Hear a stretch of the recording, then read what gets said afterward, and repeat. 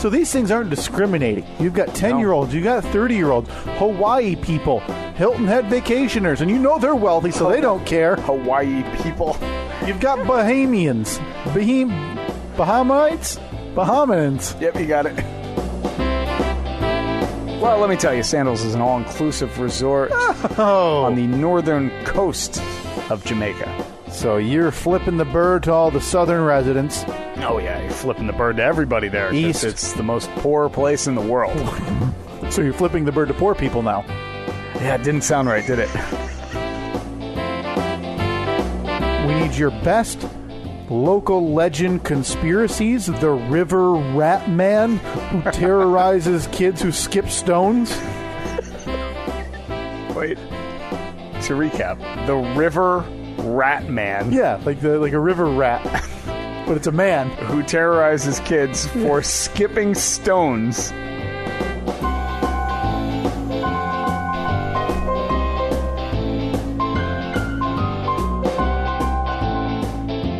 I don't know why I questioned that. I mean, here we are just, 6 days later. Yeah. The River Rat Man, I mean, it flows off the tongue like I'm saying hello. The Maddox Creek River Rat Man, or the River Rat Man of Maddox Creek, whichever. I like it, of Maddox Creek. Whichever lexicon you prefer. Definitely the River Rat Man of Maddox Creek. Well, it's been installed into the local lore now of Van Wert, Ohio. Boy, it turns out that there's we have at least one listener there. Yeah, I saw on Facebook. Now, if you don't follow us, you should do so there to vote in our polls and all the other hijinks we have. That is facebook.com/Stephen Kyle. I believe that was Patrick Flanagan, I want to say. Yeah. Took a picture of himself, like at work, I'm assuming. Yeah. And right behind him was the Welcome to Van Wert, Ohio sign. So, here's what that really means, Steve, because a lot of people would say, yeah, it's not that far away from your home base. Sure, you might have a listener in a random town who works there. What that means to me is we're almost assured of one listener at our very first live show at Fricker's Chicken in Van Wert, Ohio. Yeah, you saying the word guaranteed, though, it scares me. We'll pay your tab. Patrick only. Patrick only, yeah. Don't do one of those things where it's you and then 12 of your buddies. Yeah, but we're looking to get one person there. And Patrick is the closest to a guarantee I think we can get. And if we have to offer to pay his bar tab, but here's the deal. We pay your bar tab, we order your stuff all night. Here's what you get. Pond scum after pond scum after pond scum. You know what dessert is? Pond scum. Pond brulee. Okay? Ooh. We're going to light it on fire or whatever they do with creme brulee. To give it a crackly little crust. So that's very nice. The top crust of pond scum is going to be nice and crispy for you. Again, this follows on the devastating news that there is a Decatur in Ohio as well as in Illinois, and that, no, we are not just a half hour down the road from a free beer and hot wings hotbed. Now, we decided when we did this little adventure to keep ourselves beholden to the dart throw at the map, Steve. Yeah. Dart hit Ohio. But now it's just you and I. Yeah. Okay? Nobody else is here. The money's long gone. I mean, we could just switch it to someplace outside Illinois or Decatur, right? Yeah, we could, but... I mean, it doesn't have the same ring as Fricker's Chicken presents the Steve Kyle podcast live on their handmade marquee. Yeah. Now, and whoever made that wonderful billboard image that showed... Oh, I believe that was Jesse Douglas. Oh, it was our beautiful. Our friend Jesse, who you've met a handful of times at live shows, made us a beautiful retro 1980s feeling or 1990s feeling billboard that, can you find it quick? Because I want to read the way he... Yep, here we go. I got it right here. I'll pull it up on the Jumbotron so you can see it as well. It says, it's a billboard, pictures of me and you. I have no idea where those pictures are from. But it says, Van Wert's best, all in capital letters, local podcast, the Steve and Kyle podcast, pictures of me and you, but it's in that like a very 80s, like edgy, graffiti style almost. It's almost like, I believe, didn't the old MTV logo, like when it appeared on the screen, wasn't it like a can of spray paint, like doing it? Yeah. It's almost like that, but this is like neon or some weird green. Yep, and then on the right-hand side, see these Frickers live at Frickers Bar and Grill, and then insert address, time, and date. That's beautiful. That is, that's on the list. Sadly, this week, I know we talked about it last week, we don't have an update on the billboard hunt. We don't. Because that was what, Monday last week when we called them. Yep. And we called them right before we recorded the podcast. We got a call back, or you got a call back on Tuesday. Yeah, like 4 But it was late in the day. So there wouldn't have been enough time for you to get over here to do the recording. Right. Or to call them back so we could record it. That didn't stop me from telling him that I was going to do it, though. Oh, good. My entire assumption was that you were home. I texted you right away. Yeah. Hey, they called, but we don't have time because obviously it's 4 p.m. on a work day. As we know from the lady last week, they're out of the office by what appears to be 4:30. Apparently it's 4 in the door there at Lamar, Ohio. I bet you I was the last call of the day for that guy. And then when I told him, almost verbatim, I'll call you back within the hour, he most definitely had a sigh of disappointment off the line, because he was probably 1 foot out the door, but thought he better return this phone call. So what we're saying here is that the price has just gone up. Yeah, for them? No, for us, because he's doubt now he's mad. He's no doubt mad that we didn't call him back. And if that didn't make him mad, what probably has is our unspoken, steadfast refusal to even attempt to call him back Wednesday, Thursday, or Friday. Yeah. We're sitting here on a weekend. I mean, I'd call him right now, Steve, but those losers down in Van Wert or Lamar, they don't want to run the business on Sunday.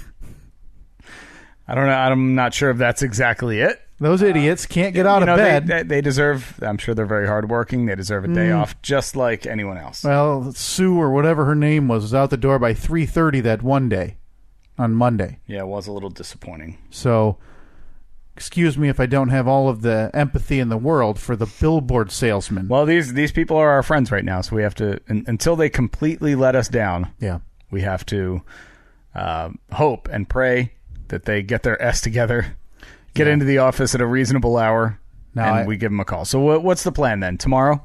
I think so. Swing by after work? Yeah, I think so. We talked about this. We have let, more importantly than anything, the listeners down for this week. Yeah.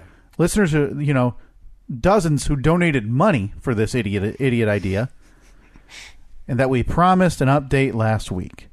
But Steve, we may not have to give an update because I don't believe we ever discussed our poll results from 1 week ago. Did we? I don't even remember what the poll was. Oh, I remember. What was the poll?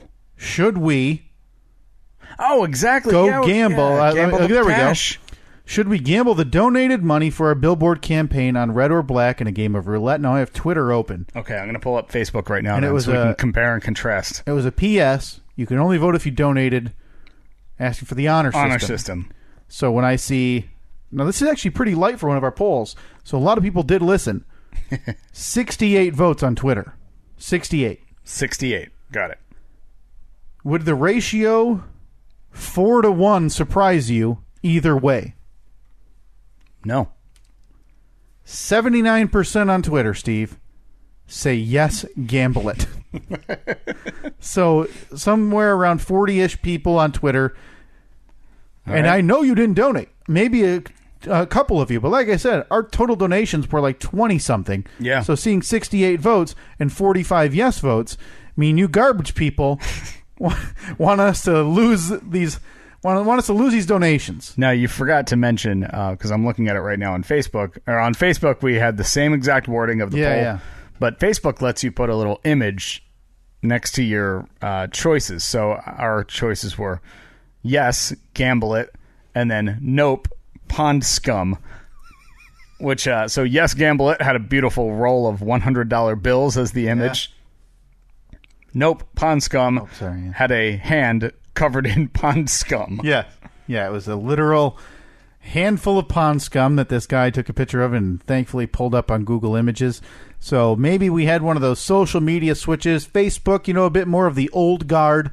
Maybe they wouldn't be so okay with us two yahoos throwing down a roll of $500 on red or black. So you had 80-20 your way? 79-21. 70-30 on Facebook. The other way, right? No. Okay. We're going to the casino. You and I, all right, we got to cut this off. We'll report back in 2 hours when, and you'll be able to tell from the first words, like, welcome back. Hey, here we are. Boy, how about this podcast? And then we'll never reference the billboard again. Right. Like everybody, you'll send us messages, tweets, cease and desist letters, whatever it is, lawyer letterhead saying you need your money back. We will ignore it and we will feed it to the dog. Yeah. Sorry. If you don't like that, pond scum for you. By the way, it's the Steve and Kyle podcast. It is Sunday, July 29th, 2018, the year of our Lord. A very happy birthday goes out to my wife. Oh, it is indeed. Happy birthday, Annette. And that happy birthday to Annette brings the happy birthday total to one more than Kyle received on this very same podcast in the entire year 2018. When's your birthday? It was in March. March what? 5th. March 5th. Would it be too late to wish you a happy belated birthday now? Yes. March 5th. You know, it's a bummer for you because actually I feel the cutoff No. I feel like I feel like I wished you a happy birthday. Do we need show historian Nikki to go back and take a full listen? Yeah, we do. Okay. Thank you, Nikki. If you in advance, thank you very much. Nikki, timestamp, please. Yeah. That'll be just be great. So then I can throw that in your face when we record next week. I'll tell you what. If you find Steve wishing me a happy birthday on this podcast, I'll drink the tallest, the most frothiest, most warm temperature mug of pond scum. That's right. You've ever seen. All right. I look forward to that. Happy birthday, Annette. Now, is Annette at the age, and I'm not going to ask the age because that's wildly inappropriate, Steve. You don't do that. Yeah. Is it one of those ages where she walks around and people wish her happy birthday and it's one of like, oh boy, I don't want to talk about it. I don't want to talk about it. I don't think so. No, I mean, it's not like a big, it's not a big milestone. Okay. Like she's not 70 today or anything. Right. But she's not to the point where it's like, I don't want people to know my age or know it's my birthday. I don't think so. Okay. No, she doesn't seem very sensitive about age at all. But conversely, she's also not somebody who the beginning in the month of July. It is not birthday month. It's not birthday month. No. I feel like given the opportunity, she may participate in birthday month. Really?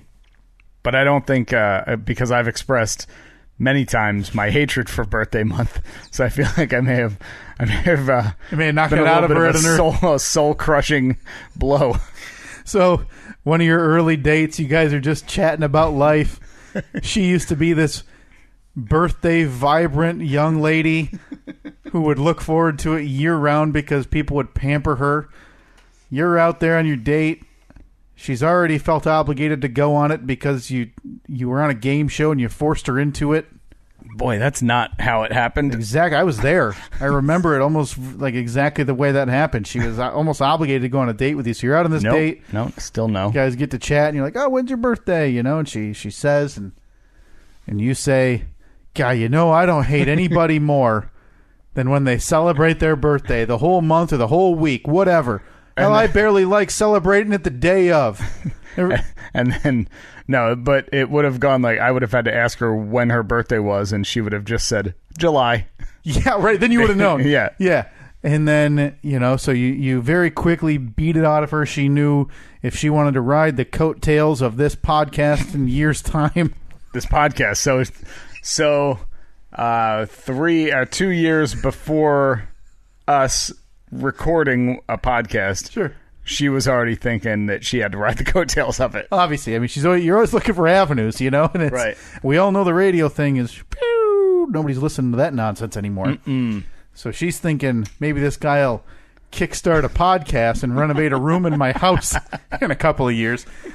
So I wonder, because I don't think I know anybody like that. Now, granted, I think this is probably very misogynistic of me to say, but I feel like men do that much, much less than women. Yeah, me too.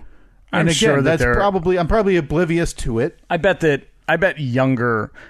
boys do that. You know? Right, you're 8. Yeah. You're, like a 13-year-old boy. Yep. It's like, hey, August is my birthday month. We celebrate my birthday all month. Birthday month. I pick where we go out to dinner once a week or whatever. Mm-hmm. So I feel like maybe Annette has been a fan of, like birthday week or birthday month all throughout her, when she was a young girl and in her teen years, then turns 21. It's an excuse to go get bombed every weekend, say it's my birthday month. Throw on a sash that says birthday girl or bachelorette or whatever's on sale at the party store. Birthday queen, birthday princess. And Steve, yet one more item you've beaten out of your dear wife. No, I'm sorry. I'm going to rephrase that. Steve, one more item you've had to change about your dear wife. I don't want to appreciate that. Use the word that you've beaten anything out of her. Yeah. No, she's not a birthday month person. Good. I mean, just send her a text. Just a text like, have you ever been birthday month / birthday week? She's like 20 feet away. You want to go up there and yell at her? Or go yell at again? Bad phrasing. Go, but why does everything have to be like violent or Steve's yelling? Beating her and she's yelling at her, and no, but I mean like just go call her down here. I don't want to call her down here. Why? Listen, I already get in enough trouble with her with things I say on this podcast. I included the violin in the idiot machine group once as a joke. And now she thinks I can't play Malt Shot Bop on the piano. Well, it's a whole nother story. Because you can't. By the way, thank you to Phil Apart on Twitter. Yes. Another incredible image where he turned us into Peanuts characters. So you're sitting on the floor playing a piano. Yes. I am dancing. The piano has a little sign across it that says "Idiot Machine." Yeah. Now, fantastic. You are if you listen to this podcast and or listen to Steve's side gig, you are doing yourself a massive disservice if you don't follow Phil Apart. Now that's at PHILAPART.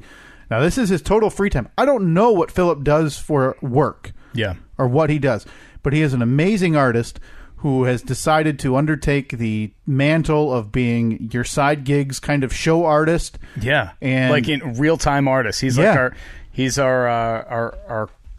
court artist, our courtroom artist. Yeah, and like we talk about things on the air, and he draws pictures of it 1 minute later. Yeah, and he has also taken on. This was more forced. The mantle of. Oh, definitely forced. Yeah. Our artist as well. Oh, happy birthday, Annette! Oh, thanks. We have a question for you. Just one question. Well, Kyle has a question for you. Come on over here. Now, there's no context to this, but we were just talking about it being your birthday. Were you ever, young girl, teenage, 20s, whatever, somebody who celebrated birthday month or like birthday week, where it's like you kind of make a scene the whole week or the whole month anytime somebody... Middle of conversation, like, hey, did you watch that game last night? No, I'm sorry, it's my birthday month. Absolutely not.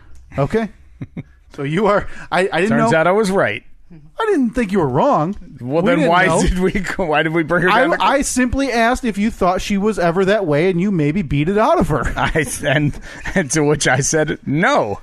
Well, potato, it seems like. Wait, do you want to... Thank you, Annette. Happy birthday. Talk to Kyle at all about his attempts to play the piano? No, it hasn't happened yet. I am not going to give up on this. Now, granted, this is a storyline. All right, come on. This is a storyline that's going to die. If you're not giving up on this, then I have a coworker that can get you a piano like this. Like a keyboard? A keyboard, yeah. That's fine. Because, again, a keyboard and a piano is the same thing as a recorder, all in the idiot machine category. No, it might not. I don't know how many keys it has, actually. But I think it's like weighted keys. It's not just like a little tinker toy. Not a little tap? No. Now, is this one of those that when I can, like, it'll light up red and it'll tell me, like, if I want to play the Saints Come Marching In? No. All right, that's fine. I got YouTube. I'll make that work. Okay, let's make this keyboard fake piano thing happen. All right. And then I'm going to, from now on, probably starting next week, I'm going to open the show live. With the keyboard piano. This is something that I can't wait for.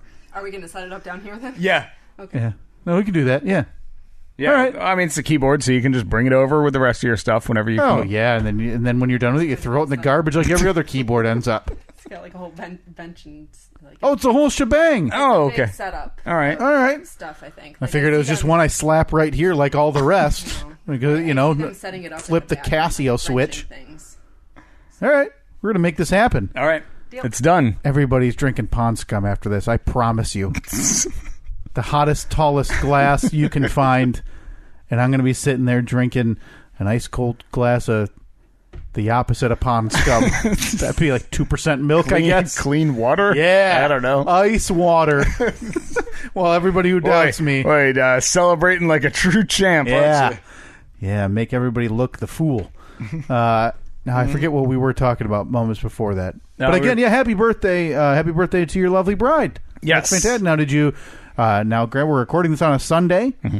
You guys do anything after today or after tonight for our birthday? We're gonna go.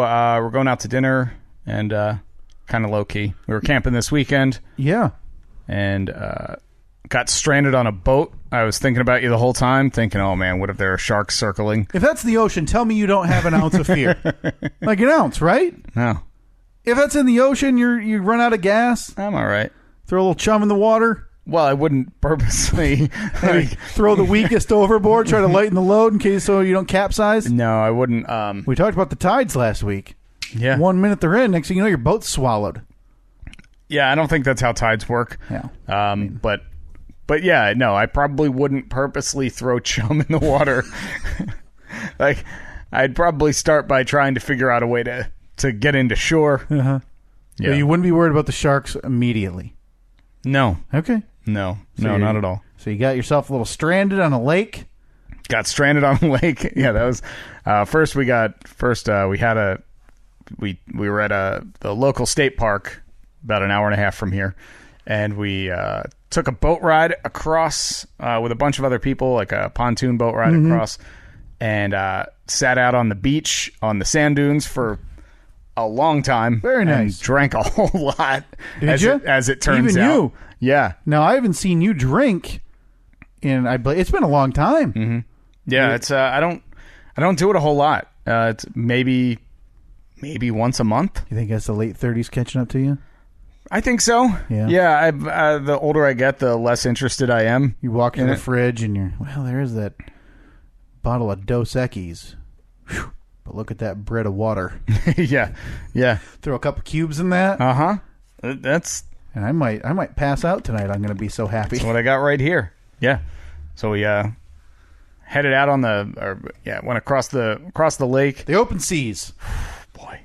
Ripping away on a pontoon. Beautiful day. Like sunny, 80-something out. We had this huge group of people there, and we were just glug, glug, glug, glug, glug, glug, glug, glug, glug. Any tubing or just kind of hanging out? No, just hanging out. And then before we knew it, Mr. Don was coming back with the boat so we could hop on there and go back to the other side. I was like, man, I'm really feeling it. So we're putting back across, and he had just opened the motor up. It was like, because for the first, you don't want to gun it right away because there's kids in the lake and everything, people jet skiing and everything. So once we get out to the open water area, he hammers down on that throttle. And again, it's a pontoon boat, so it's not going super fast or anything, but just cutting through the waves, and then all of a sudden, nothing. Like, it just goes silent, and we come to a stop, and we're like, huh. And he's like, I don't think I ran out of gas. And it didn't seem like it would have been that, because, if you're going to run out of gas, it kind of sputters, and, you go another minute or so, and then it does. But it was just it was screaming along, then it stopped. Now, I don't know how you do with water and motion. Are you somebody who can sit in the backseat of a car, read a book, ride a roller coaster? Yeah, I'm You're fine. Okay? I'm fine with the only time I get motion sickness is, like you said, in a car trying to read something. Okay. So it's there, but it's not very prevalent. Yeah, but if I'm I don't normally get motion sickness. I'm perfectly fine on airplanes, roller coasters. Doesn't bother me at all. The only time it ever does is reading. Phone. Trying to read something on my phone in the car, especially. I think maybe just because it's such a small... Right, you're already straining a little bit. Yeah, small screen. But yeah, I don't care for that much. But boats, I've never. I don't think I've ever gotten like seasick or anything like that. Well, you grew up by the sea, Steve. You're probably born into it. You're probably born on a boat for all we know. I've never asked. These are sea legs. Because my next question would have been, you've had a bit to drink, you're feeling it. Next thing you know, you're in the middle of the lake with everybody ripping around you. You got some wakes. You're just rocking back and forth. Maybe you felt a little ill. No, we were good, and so we called to a friend that was on the other side of the lake, who also had his boat there. So he came out to rescue us. Yeah. So I mean, it's just like in the movies. I got the rope. I throw him the line. I hook it around our boat, right around the cleat. Now, granted, there's usually danger in these movies. Why there's boat rescues happening. Look, I mean, granted, you're like 8 drunk people on a boat, and you're comparing this to like Under Siege or whatever. Danger lurks just beneath the waves. So carp. Yeah, there could be a sea monster under there. We've never emptied it. How do you know? Exactly. They've never found the Loch Ness monster. Yet there's the Loch Ness monster. Bastards good at hiding. So, I hook it around the boats have like those little cleats on them that you wrap the ropes around. So I put the rope through the cleat, throw it to the other guy, and there's a bit of an issue when you're trying to tow the 25-foot pontoon boat with 11 people on it. Well, wait. With like the little dinghy with one person on it, because as soon as he hits the throttle, the thing's just like it's just going back and forth, not going forward at all. You need to transfer some weight. So he did. He pulled up next to us, like 8 people jumped into that boat. And then the best part was the cleat just sheared off and flew through the sky and clunk right to the bottom of the lake. Was there a big elevation change or something that caused it to snap? No, it was just the sheer amounts of weight that could not be pulled. So you're now sitting on a broken down piece of garbage boat. Yeah, with things breaking off the back, a motor that doesn't work. Probably got a half-inch of water. At this point, you're thinking about capsizing, right? Well, it's tough to take on water in the pontoon that we were in because there aren't really like sides. It's just the pontoons and a deck. Mm-hmm. Did you think about swimming for shore? I did. Thought about it because we actually, like, for the 20 minutes that we were just sitting there floating, I was like, all right, if you gotta swim, which way are you going? Mm-hmm. Are you going this way, or this way? Right. So we all agreed. We knew which way we were going to swim.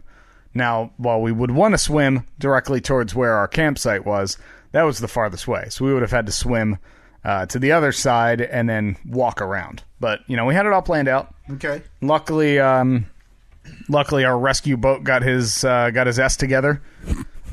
Transferred some weight over to him, and then he proceeded to pull us at the slowest possible rate. Oh, no. Yeah, and the whole time his motor is screaming, and we're just breathing in the exhaust because a few of us remained back on the broken down vessel.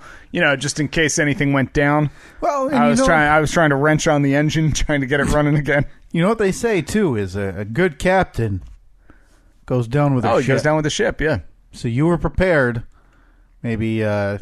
I was prepared. Drag it down as you flip it over on your way down. I was prepared to kick the real captain out of the seat and go down with that ship. Go down with it. Okay. Yeah, with his ship. Like you said, you didn't have tools, but you're working on this engine. So are you just in the back, hitting it with your fist? No, I'm looking at it, and there's. I think I discovered what the source of it was. There was just one wire coming off the battery that wasn't connected to anything. Sure. I think I found it, guys. Maybe it's the water connection, the rare water connection that you need when you're running a boat. Dangle it in the water. Yeah, dip it. Yeah, but I couldn't find the other end that it hooked to. I don't know if it was sheared off by a sea monster or something. But I can't think of anything more likely. But yeah, we made it. Luckily, we made it back to the campsite. Took a little bit longer than expected. Sure. Everybody was okay, though. So your wife's birthday was spent on a crawl across a lake. Yeah, kind of like a barge almost. Coming down from a buzz.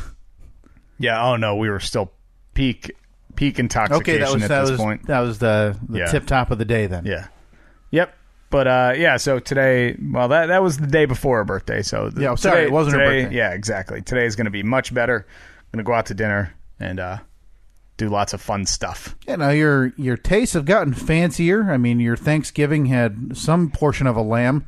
Yeah. Which is pretty rare, so I'm assuming you guys are... I don't know if my tastes have gotten fancier. I'm assuming you guys are going to the local... kind of makes me sound like a... Gourmet like a hoity-toity douchebag. Well, I'm just saying. Been on this world 31 years. Never heard anybody else having lamb at Thanksgiving. Really? I don't think it's that uncommon. Is it common? It might be. Yeah, I don't think it's that uncommon. If that tells you what the circles I run in, it should be it. It's a turkey, and it's it. Oh, I mean, traditionally, yes, I would agree with you. I would say of the 36 Thanksgivings I've been around, I've probably had turkey. We'll say 34 of them. I probably didn't eat turkey my first Thanksgiving because I was like 6 months old. Sure, but I bet by the second one I did. Oh yeah, you were probably having a little piece, probably throwing it across the room. Everybody thought it was adorable. Yeah, little did they know in 34 short years you'd be cutting up lamb skin with your pinky up, feeding it to your nephew, Geraldo. What's his name? No, that would be Felipe. Felipe, I'm sorry. Yeah, I'm sorry. Yeah, I was not, quote, cutting up lamb skin with my pinky in the air and feeding it to Geraldo.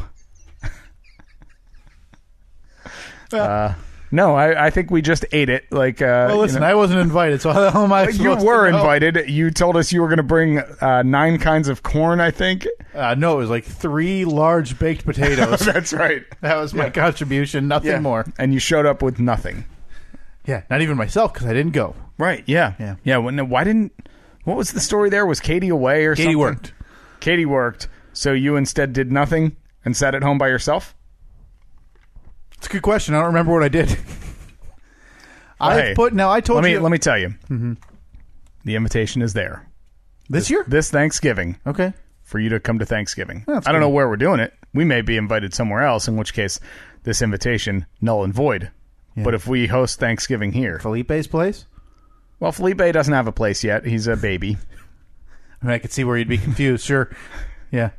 And Felipe, he's probably more wealthy than I am with a name like that. Why? You know, you and Felipe's 2 or whatever he is. He's eating lamb. Name all the rich Felipes you can think of. Lamb feet. I'm having warmed up hot dogs by myself for Thanksgiving. Oh, again, that's your own problem. You were invited. You were invited, and you did not show up. You know what? I will take that invite this year under consideration, although things are shaping up to be a tad different this Thanksgiving. Yeah. So, again, into consideration. Thank you. Okay. Good. I appreciate that. I think I'm thinking about Easter. I think you invited me to Easter and you had lamb. It was Easter. It was Easter. It was not Thanksgiving. No, not Thanksgiving at all. Yeah. I guess lamb makes a little more sense on Easter. Sure does. Because now that I think about it, lamb on Thanksgiving is weird, isn't it? I'm sure some people have done it. Well, yeah. I'm sure that, let's see. Let's go to Google. Is lamb on Thanksgiving weird? Yeah, it is. Okay. Any instances? 15 weird Thanksgiving facts that will totally blow your mind. Oh, boy. Is it a gallery so you have to click 16 times? No, but it has nothing to do with lamb whatsoever. There's no. So, all right, I guess the jury remains out. No, the jury has decidedly sided with me in saying that it's weird. Why? Did you give any instances where it's like normal? Did you give any where it's weird? Well, let's see. I have one article. I typed in lamb for Thanksgiving, slate.com. Leg of lamb instead of turkey for Thanksgiving. One family's tragic story. All right, well, maybe they accidentally burned their house down. That's not the lamb's fault. Then that's more of like a local news story than a Slate article. Okay, listen. I bet I can find a million articles about people lighting their house on fire because they tried to deep fry a turkey. Oh, there's no question. So here we are. So and you could actually say Thanksgiving turkey is the deadliest meal ever. I mean... Yeah, I'm trying to think of another traditional meal that would be possible. I think I'm now anti-turkey. Really? Anti-Thanksgiving turkey, yeah. You heard that here first, folks. Steve is now anti-Thanksgiving. No, anti-turkey. Anti-Thanksgiving turkey. This man hates the Pilgrims sitting down with the natives. Yeah, I think that story may have been fluffed up a bit over the years. Hates the Pilgrims forcing the natives into a meal. Something tells me they didn't have a good old-fashioned family Thanksgiving. You're telling me they didn't sit down and all the Pilgrim kids and the Native American kids sat next to each other with a language barrier, Steve, but they found a commonality, and that commonality was putting their paws on a piece of construction paper and tracing it with a Crayola? I feel like that probably didn't happen. Huh. Well, then I've been just like I'm fairly confident that if we were to take a time machine back in time, we wouldn't see the happy and lovely Thanksgiving that we learned about when we learned how to make those turkey construction paper things.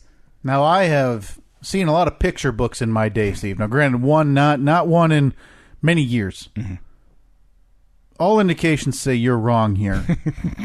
And that those two got along great. Let's see, pictures from the first Thanksgiving. They sent out nice invites, stamped in some of that red, not ink. Why am I baffled? Blood? Maybe they used their own blood, Steve, but as a sign of friendship and camaraderie. Oh, look at this. They even had a dog there. I'm pretty sure dogs... Oh, come on. We all know dogs weren't around then. They were not invented yet. Look, come on. No. Look at the nice Pilgrim woman. Oh, yeah. Is handing out nice, what is that, bread or baked potatoes or something? Well, we know it ain't turkey. All the Pilgrims very happy. The natives even happier. The children drawing. The dogs eating and wagging, playing Frisbee. The dogs playing Frisbee. You didn't see that in the picture? No. That was in the background. Well, this leads us to what is probably the most in-season and relevant poll question I can think of this week, Steve. And that is lamb on Thanksgiving weird? Right? Yeah. Yeah. It's so please... Perfect for this time of year as summer's coming to a close. The leaves are turning.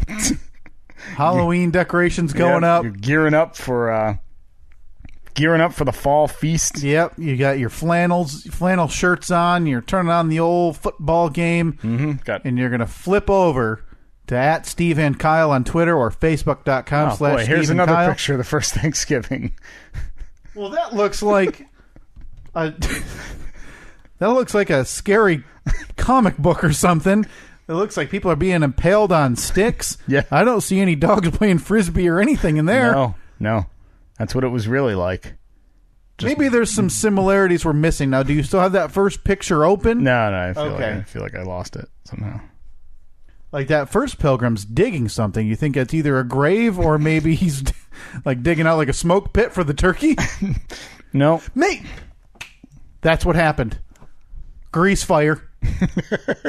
And they're all trying to run around. I see that guy's holding a bucket to dump out the fire. I don't think that's a bucket. That's a bucket. It's a 5-gallon bucket. He got it at Menards.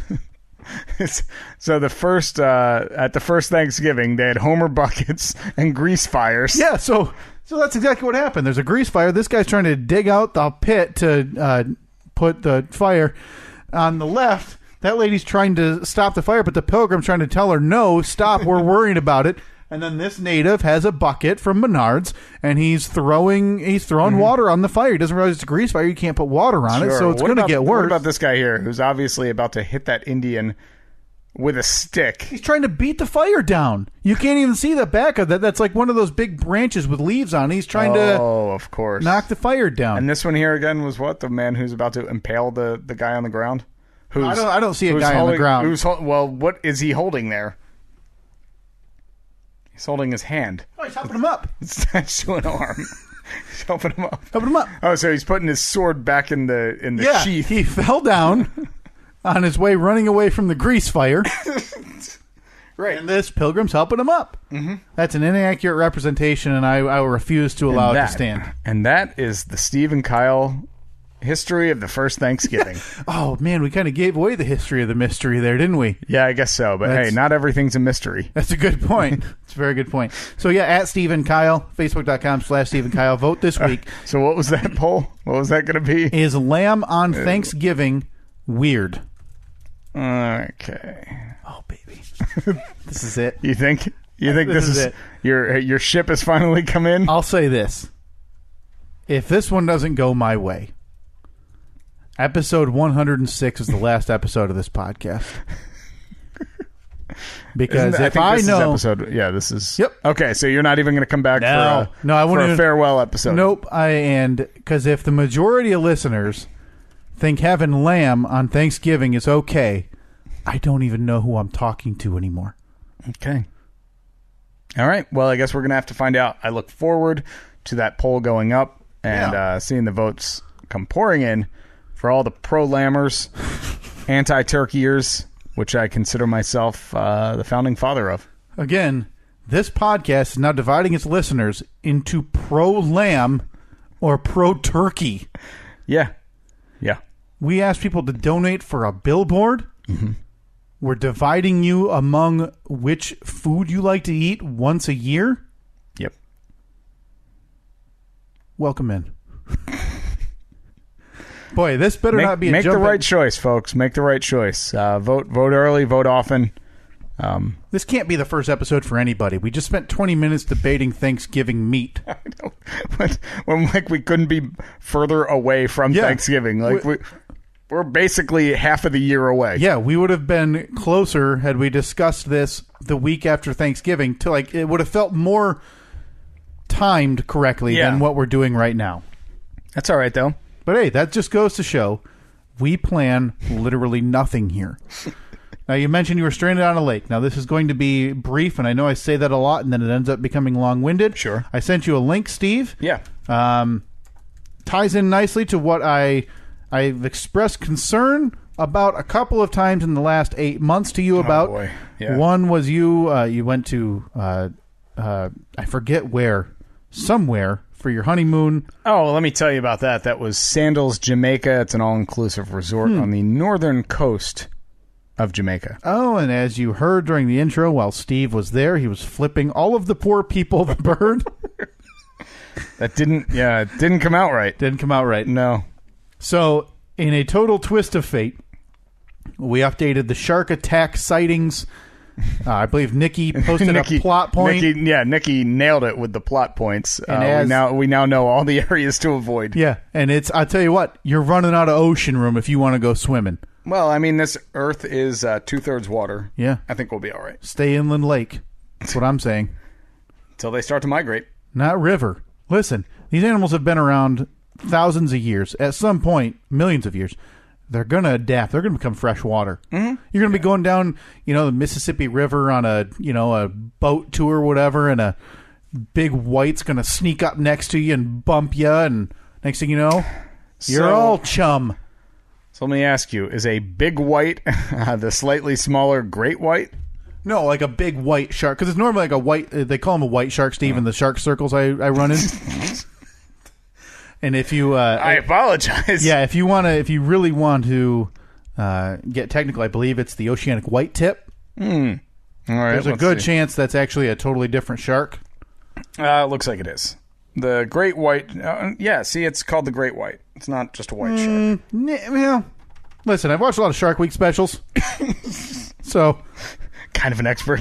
I mean, the people on there wouldn't lie to me. Yeah, that's true. They did have Guy Fieri feeding hamburgers, making his favorite shark nuggets or whatever. So that's really that's a legit source of info right there. Yeah, it's right on their Wikipedia. The great white shark, also known as the great white, the white shark, or the white pointer. The white pointer. Now that's the Carcharodon carcharis. Yeah, the believe a descendant of the megalodon, Steve. Oh yeah, that's my favorite. Obviously extinct, because then I wouldn't even touch water if the megalodon was still around. But I sent this link this week, because after I read it while creating my Fast Five for the week. Your what? The Terrible 2? Yeah. The Thrifty 3? Yeah. Fatal 4? No, it's Terrible 2. Still a Terrible 2. Okay. Yeah, I'm searching. So what you're telling me is I'll need to carry the next 30 minutes? Let me tell you, though, the two that I have are so in your wheelhouse that I don't think I need... You know, sometimes I feel as though it's almost your fault that I only have 2. Okay. I'm anxious to hear this out. Hit me. Because I know that the 2 that I have for you, you're just going to want to talk and talk and talk. I mean, you know me. When you get in my wheelhouse, I like to monologue. I like to get going. I get myself ramped up, worked up. It's not intentional, but if it's something I'm passionate about, Steve, that happens. So the headline on this article I sent you this week: sharks are creeping into the Northeast because of climate change, but that's a lesson. Who cares? The most important wait a minute. That's part, pretty important because there are many that do not believe that climate change is something that exists. Right, but we're not going to argue that right now. I mean, for every 99 scientists you can find that tell me climate change is real, I'll find one who says you're a crock. And one president that says the same thing. For every 44 presidents who would hypothetically tell you this is real, find you one that says it's not. That's shocking that there are still people that It's funny. think that way. Oh, no, it's not funny. No. It's terrifying. Very sad. Residents of northeastern states like New York long considered a relatively shark-free zone.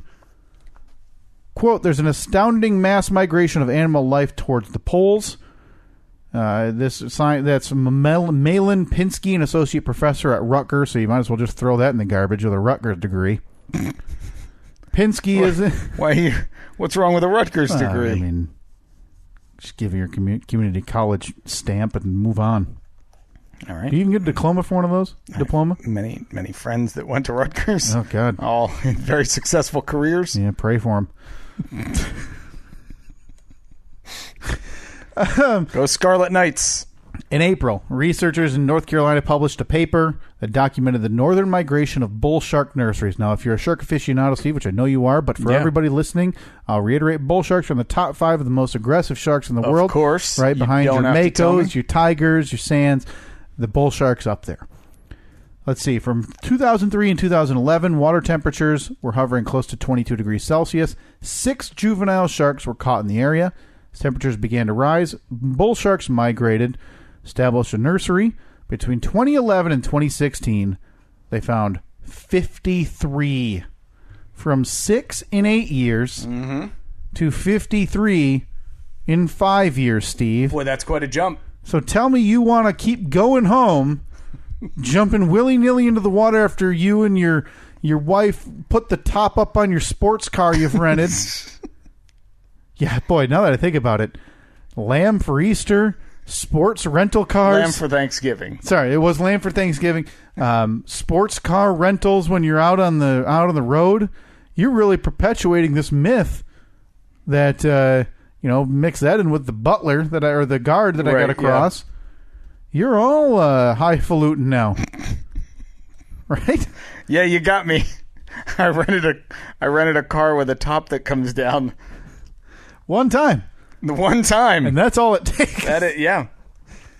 Let's see. Most sharks have stopped traveling all the way south, as in 2018, water temperatures averaged about 24 degrees Celsius. You saw less than 3,000 sharks migrate compared to 12,000, Steve. So what that means for the layman out there. Tell me, man. The people who aren't afraid of shark attacks, what I like to call them, the idiots. Okay. The pond scum of the ocean dwellers are people who don't believe that they're coming for us. Okay. That means in the last 5 to 7 years, Steve, shark attacks have risen about 25%, and they're not going away. I talked about evolution. When are they going to, freshwater's next. Who's stopping them from land? So you think that in our lifetime, you'll see a walking land shark? Yeah. All right. I guess I'll just have to heed that warning. Now, so last week when we were plotting those shark attacks, I gave you one right off of New Jersey. If I remember right, was that the double? No, that was in Florida. Yeah, I think so. They just caught a 12-foot great white off the coast of New Jersey. Mm-hmm. Now I tell you this. Tell me. Preach, brother. That Preach to me about the ways of the shark. The sharks are entering the Northeast. They're not leaving, and they're They're having their spawn there. Okay. Does that give you any pause going home? You head down to Oceanside. You're blasting some Springsteen in your drop top. You got it. Wait, Ocean City. Ocean City. So wrong. Let me start that over. You're heading down to Ocean City. You're blasting some Boss from your drop top. Everybody's waving as you drive by your local legend, Steve. Yeah. Hey. You going in the water. Do I stop by at Monmouth again to Oh, yeah. give a speech? Impromptu, of course, but I mean, I'll just happen to pull the index cards out of my inner suit coat pocket. Honored alumnus Steve giving an impromptu speech at, because apparently every university ever has this, the Quad. Oh, yeah, we had a quad. Did you really? Yeah, we had a quad. I thought for sure they just used that in movies. No, we had as Quad a generic. Fest. Oh, my. Well, you sure that wasn't like a New Jersey thing where you guys all, like in the movie Creed, you all ripped down the road in your quads doing wheelies? No. We had Quad Fest where it was like bands and, of course, garbage bands. Oh, well, they're college bands. Yeah, they're horrendous. Garbage college bands and then like carnival games. Yeah, it was great. I loved Quad Fest. Does this news I've given you over the course, a couple weeks now, give you any pause when you're heading down to the ocean? You and Annette are visiting your family. Okay. Do you still go in the water? Not only do I go in the water. Oh, my God. I have a scuba suit made of chum. It's been a pleasure knowing you. And I flap around in that water like it's my favorite thing in the world. Now, you're in your mid-30s. Some would say your late 30s. Some would say that. You updated your will recently. Do you have a will? No, but I've actually been thinking about it. Now, there's a lot, like heart issues run in my family. All right. So you're probably going to die any minute. Yeah, listen, this is no joke. I think the first date of my now wife, I told her, I'm shooting for 40. The rest is bonus baseball. Hold on. You make fun of me for being super romantic on my honeymoon. Yeah. Ordering nose hair trimmers and garage door openers. Yet on your first date, you might as well have been clipping your toenails while she's like taking a shower or something like that. You're just like, on your first date, you told your wife that you were pretty convinced you're almost dead. Yeah. You just, I wanted her to know what she's getting into. Okay. And I don't know at that point if she thought maybe there's some money hidden. There's not. She stuck it out and she's still with me today. And I assure you, there's no money. In anything. So it's something I think about probably more than a normal 31-year-old does. I have thought about that, but I don't know. I feel like to make a will, I have to have something. Well, yeah. What would you do? Because I'm assuming you and Annette are, both signed somewhere for something along the lines of this house. You have a car, but you're not going to have the same car, presumably, when you die. Yeah. So what do you put in there? Do you just put, collections you have and your personal? I think you would just put like percentages of your personal estate type of thing. Yeah, like all my worldly possessions, all my worldly garbage. Yeah. all of the Jeep's parts that are in the attic in the garage. And strewn about your lawn. Go to my wife. Oh, she'll be thrilled with that. Yeah. Oh, she's going to storm out of that lawyer's office with her new boyfriend. Because she'll already be dating somebody. Yeah, she's bringing him to your funeral. Oh, okay. Yeah. I'm assuming it's a guy she'll have had on the back burner like, yeah, he's really been struggling the last year. I think he's looking pretty bad these days. He had way too many cannolis. It's early days. On the downswing. Plus, did I tell you when he was like 34, he almost died and had to go to the hospital? Because he had to fart real bad and it wouldn't come out? The fact that he hung on till 50 is an accomplishment. Oh, man. That's sad, right? It's funny, talking health-wise, I brought up to Annette the other day that I think, and we've talked about it on this podcast before, but not in a while, I think I want to do a 7-day cleanse. We talked about doing it as a show. Are you still in? I'd do it. Yeah. I said I don't want a 10. I want a 7. 7, yeah. 7-day cleanse. I don't know why that's it's 30%, so it is a big difference. Because I did the whole 30, which we talked about, and I hated life. Mm-hmm. So I figure a 7. How much weight did you lose? I want to say it's like 10, 15 pounds. Okay. Also lost a lot more money because it's nearly impossible to eat that way. Not cheap to eat that way. But yeah, I'd love to do a 7-day cleanse. I think last time we talked about it, we put the call out, but now I think the people who listen to this podcast are changed and probably a few more. So if anybody has a good 7-day cleanse or less, if there's one that you've used before and it's a 5-day, now don't send us one where we're essentially drinking like coal. Like, that'll clean you right out. Well, Annette, because I said to her, I was like, I think I want to do that. And she's like, why? I'm like, I don't know. I just feel like I've been eating like crap lately. Mm-hmm. I need to flush out. Yeah. And then after that, start with a sensible, healthy diet. Let's start anew.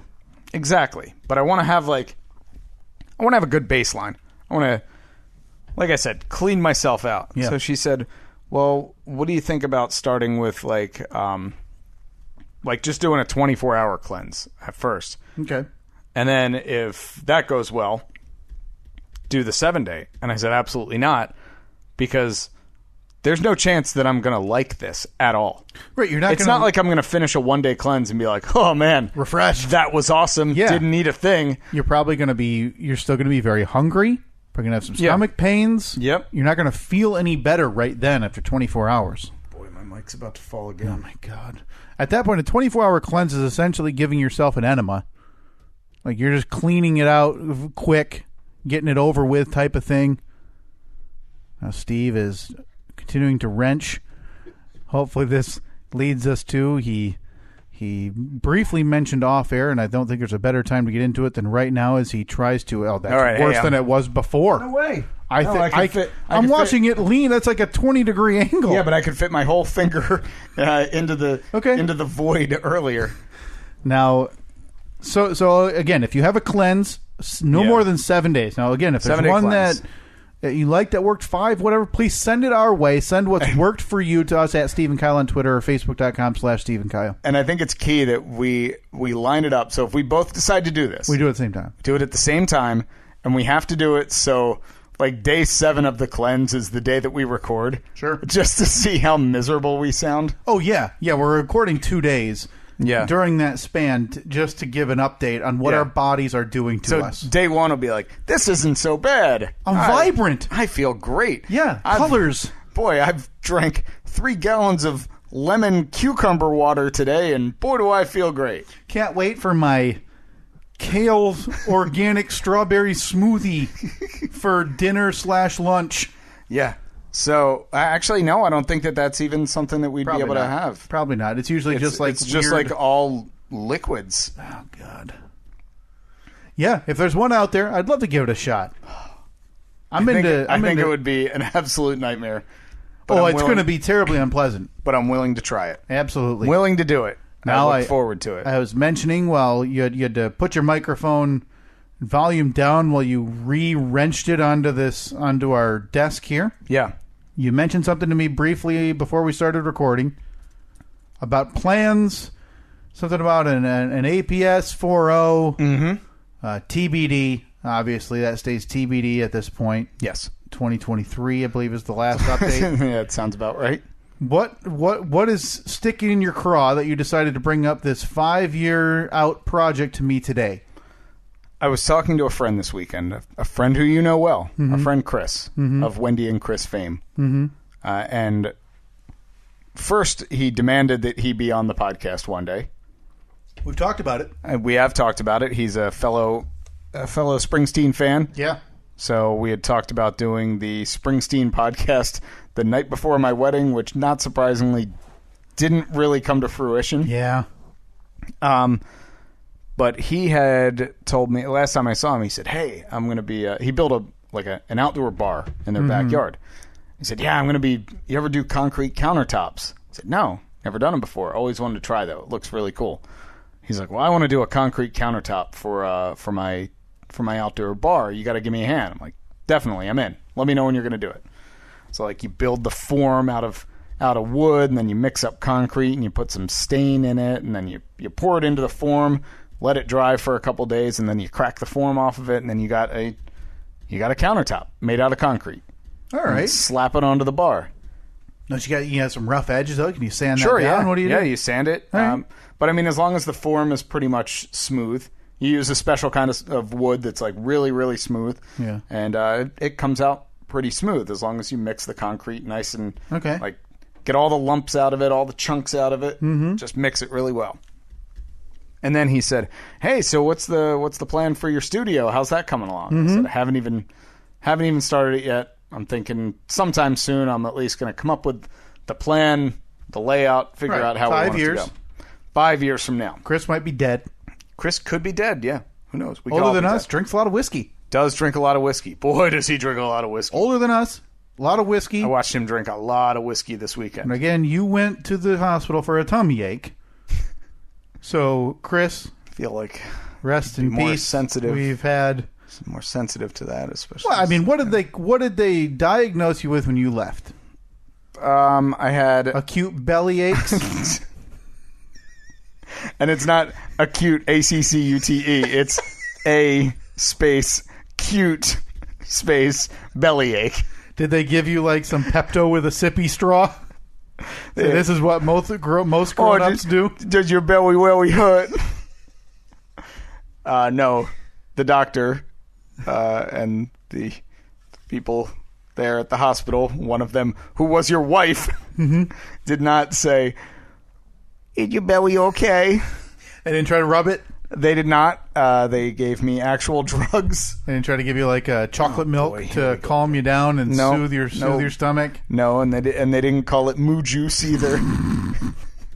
They didn't offer to get you like a couple of cookies if you stopped crying? No. Again, this actual medical condition. Sure. What did they call it on the way out? Do you remember? They said that my gallbladder had sludgy bile. Yeah. So 7-day cleanse may be in order. Yeah, maybe in order. Quote, sludgy bile has never once been said in a light that is useful or good to anybody. No, they've never, like, a doctor has never come in to an examination room and said to the patient, "Well, you'd be fine if your bile was a little sludgier." Yeah. Okay, so I interrupted you. I apologize. That happens. I had just had a thought, and it had to blurt out that maybe you needed some moo juice for your cute tummy wubby. But you were saying Chris asked you about your plans for the APS, which are, as it stands, 5 years away. Yeah, so I now have a plan, because he said, well, if we're going to be doing one of these bar tops for our bar, why don't we make one for your countertop for your studio? Hey! To which I said, hell yeah. So there's just a couple bags of Quickcrete?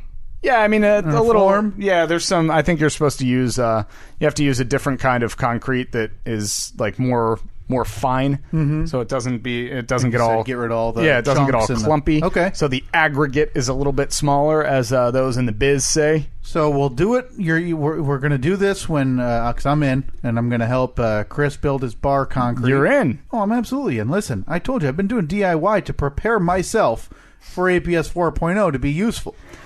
So at this rate, we're going to have ourselves a countertop.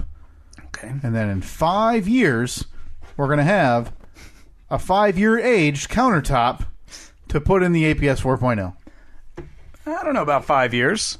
Okay. I got some plans. Back to TBD. Got some stuff bouncing around in the old brain. Literally, the last update given, the last date estimate when I brought this up was, and this isn't just, verbatim. This is, quote, 2020 never.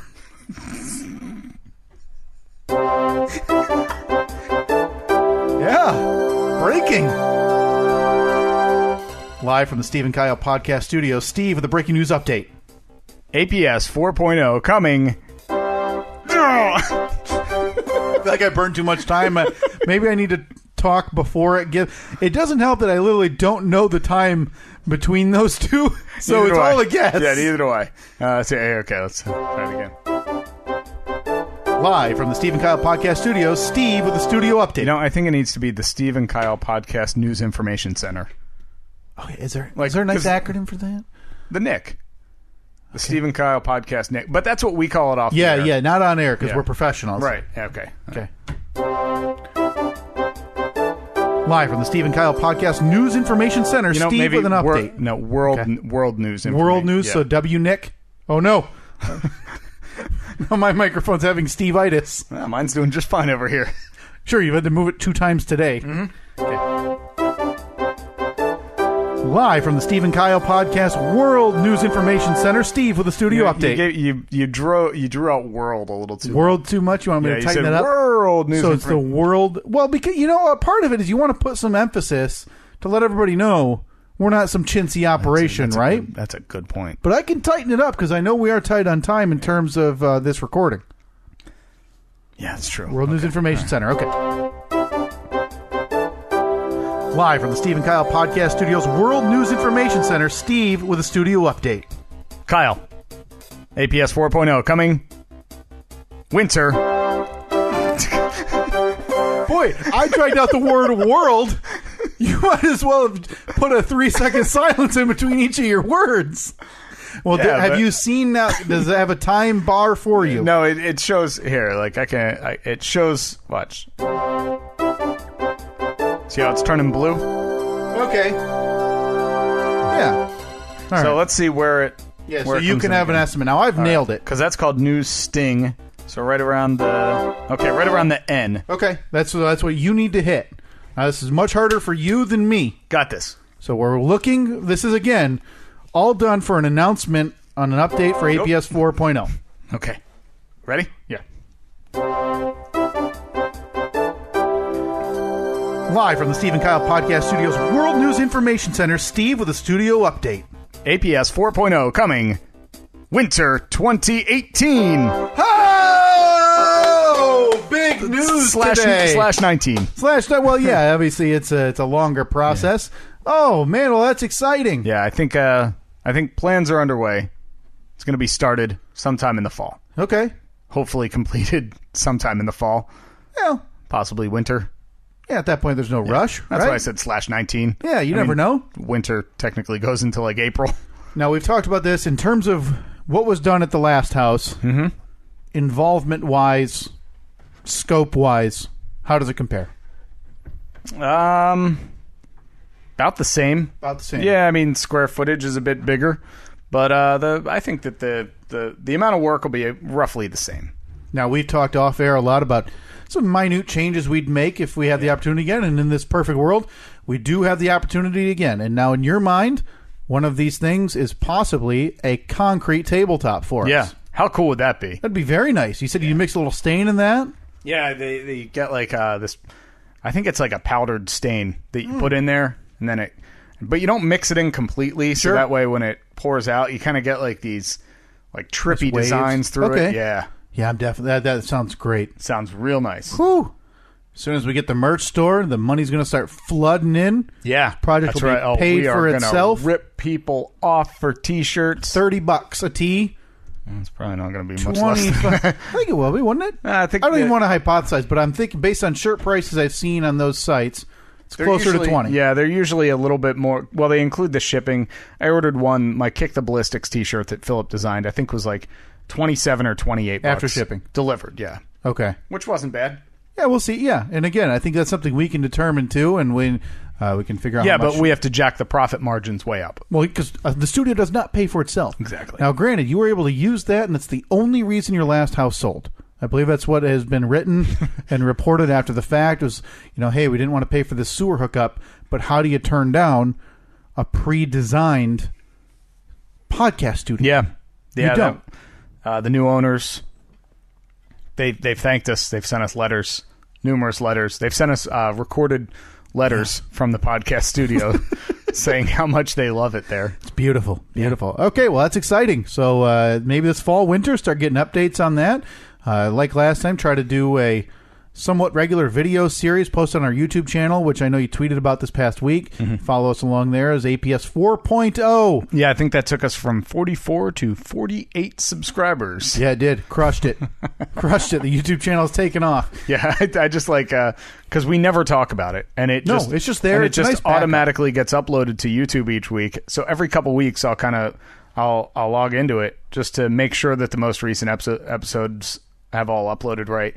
And I'll see 1 view, 2 views. It's very, and I get it, because for most people, they especially at this point, if 105 episodes in, if you're not subscribed and it's automatically downloading for you somewhere, you're doing it wrong. Make your life a little easier. But go to YouTube. That's the only place that you can see when we did our ice cream taste test. Yes, the ice cream taste test. All of the throat noises from last year, which highly coincidentally, that brings me to the next point that we need to get to, because holy cow, I didn't realize we were at almost 70 minutes already. Oh, yes. This is almost like a look-back episode. We've now talked about your Easter/Thanksgiving lamb, shark attacks from your honeymoon era. We talked about APS 3.0 and now 4.0 coming in the next year. Boy, it's going to be so. By the way, after this, we have to have a brief planning session. Oh, take a look? Yeah. We do need a walk through. Yeah, maybe plot where we want things. Okay. Which brings me to this.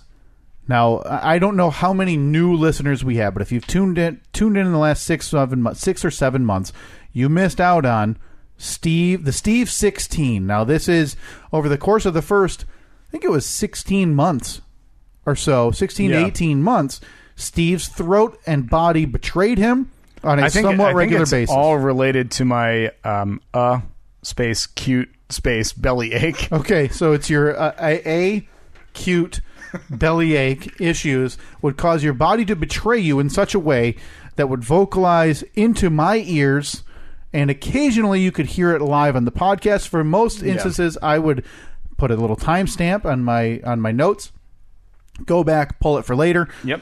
There were so many of them in 16 months that we made a bracket out of them. Yeah. And had a voting competition every week to determine the National Throat Goblin Championship, which I don't even remember who the winner was this year. I want to say it was Esophagus Episcopalian. I think so, yeah. Was the winner. Which brings us to this year, where we started recording the new season, I guess you can call it, of Throat Noises. Yeah. On March 25th. So March 25th till today, that's about 4 months worth of episodes. So, 16 to 18 episodes. Mm-hmm.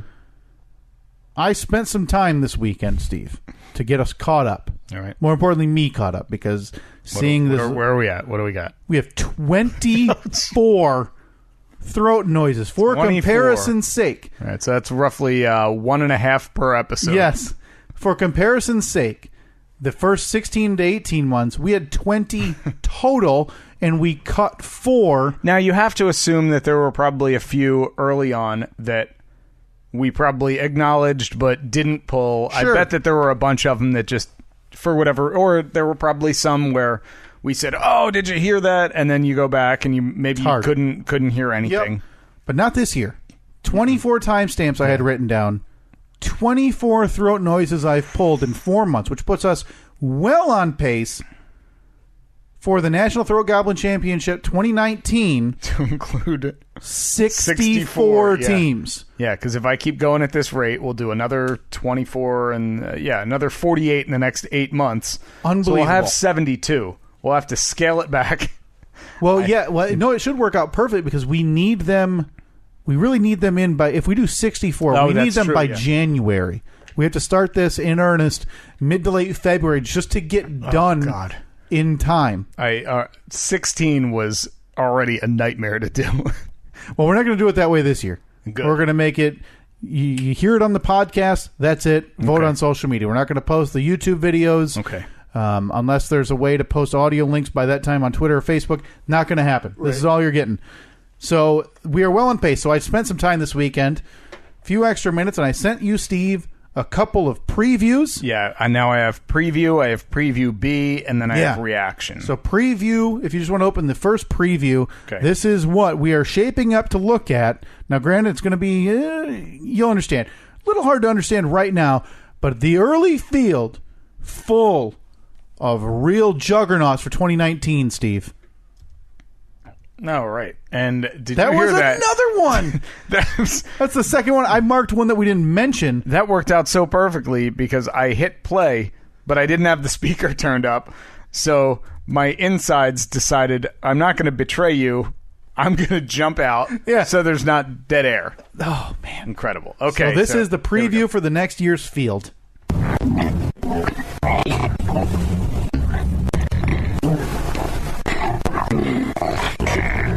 Whoa! Whoa! Now, don't adjust your headphones or your speakers, folks. I need to go back and listen to one in particular. That one. There's a number one seed. Yeah, early definitely. on, a number one seed for the 2019 field. That is literally all 24 slapped together with no gaps in between. Now, if that's too long and a lot of people getting grossed out, Steve, I sent Preview B. Oh, Preview B. Okay. Did you? Now, you'll notice when you open it. Oh, yeah. Something looks different. This is all 24 throat noises. All layered on top of each other. That is the ultimate gremlin from Steve's body. This is the compilation of what it's trying to say. Wow. They all have a really similar like cadence. Yeah. And then there's some that are longer, some that are shorter. So the 2019 field started in March. That is the ultimate demon right there. That's incredible. If I had the time or the wherewithal, I'd go take all 16 from last year, make those its own ultimate. But yeah, if you this goes without saying, but if you hear one that we don't talk about, because most of the time when we hear one, we'll mention it. Mm-hmm. You hear one live, and we don't talk about it. Let us know on Twitter or Facebook. I'll go back and I'll take a listen. If it works, great. Send us a timestamp. Yeah, because we're always looking to expand the field. That's ridiculous. Now, absolutely ridiculous. And I do remember what we were talking about before we were so rudely interrupted by your wife. There's one other clip here. called Reaction to 12. Yeah. So this is how essentially I know where to look in the time frame that I wrote down because of reactions and things like this that tell me where to look. What's the? Oh! The streak lives! It must be the cheese. And you know what else lives?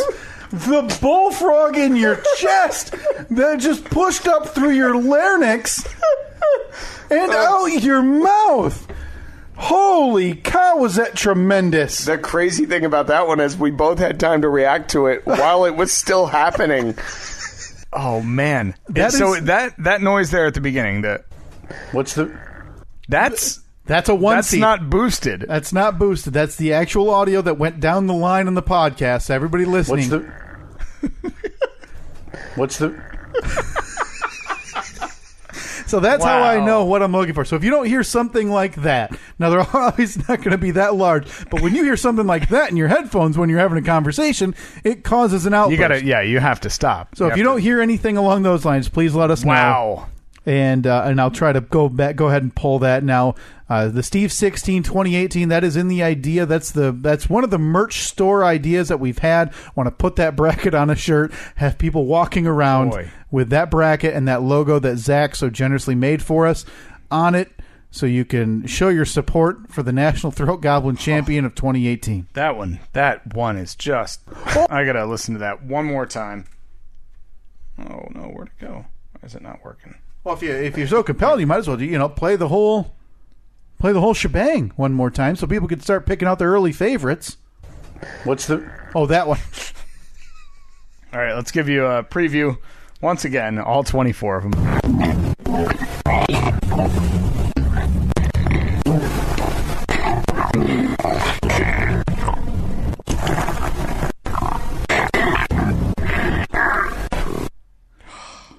That is almost like if you went to song. It's a beautiful song. It's like if you went into one of those 1950s or 60s monster movies and pulled some audio of what a guy acting like a werewolf or some monster. You'd get one of those. My throat is a Foley artist. We'll sell those sounds to any movie studios or people looking to make some beautiful films. Anybody need them? You can't figure out the right sound effect you need, and you just heard that, and you like a light bulb went off. Just contact us. We'll sell those for the right price. That's Steve's body betraying him on a weekly basis. Mm-hmm. Yeah, for our entertainment. I look forward to those dollars rolling in. Be the first dollars rolling in the history of this podcast. Well, except for the t-shirts, the first shirts. Sorry, Shock Mountain half. For $41. Yeah. Did you declare that on your taxes, by the way? Oh, God, no. I think I'm getting taxed on something I've lost. More you than me that we've lost money on in the hole. Unless I can write off all the losses we've endured. Yeah, I think you can. Can I? Right? Sure. Wow. By the way, I'm up to the Ferocious 4. Hey, we just got to stall a little bit longer for you to be able to put it together. Just twiddle our thumbs for a little bit. What else do you want to talk about? I believe I have one more thing I want to get to. What do you got? Before we get to the Fast Five this week, Steve. The Ferocious 4. Sorry. Ferocious 4. And that is our very last regular season softball game last week. Oh, boy. I don't want to talk about it. Now, do you have the iPad up and running? I do, yeah. Do you have the music that I so desire?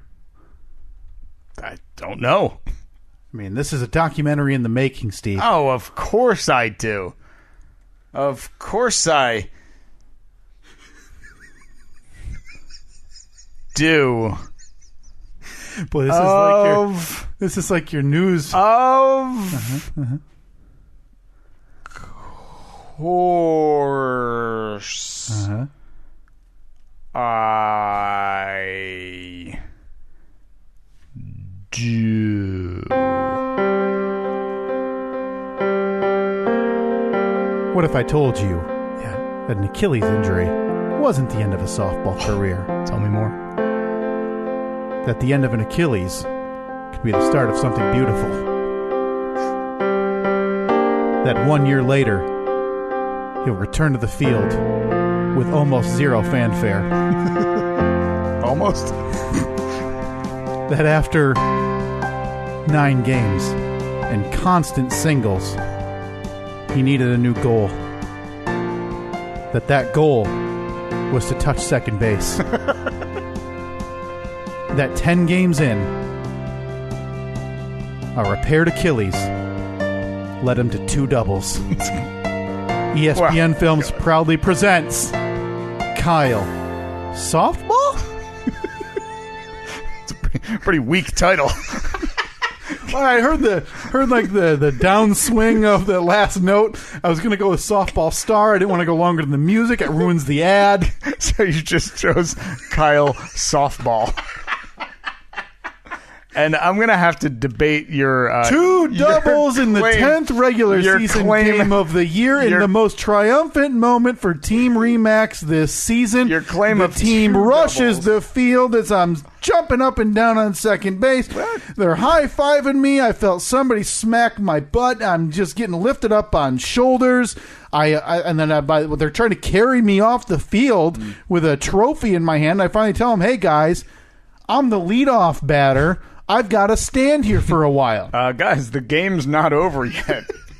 So I talked about it last week that I was done getting singles. I believe those are my exact words, right? I'm sorry. I'm just trying to take this all in. This is how choked up Steve is about me finally reaching my goal. Mm-hmm. I said last week, I'm done getting singles. I'm tired of it. At that point, I was 27 of 38 for the season. Okay, I don't need you to do the math. It was batting .710. You're welcome. I decided 27 singles was too much. Was 27 too many? Yeah. Everybody else ripping, doubles and a few triples, some home runs. I was left out of that group. Yeah.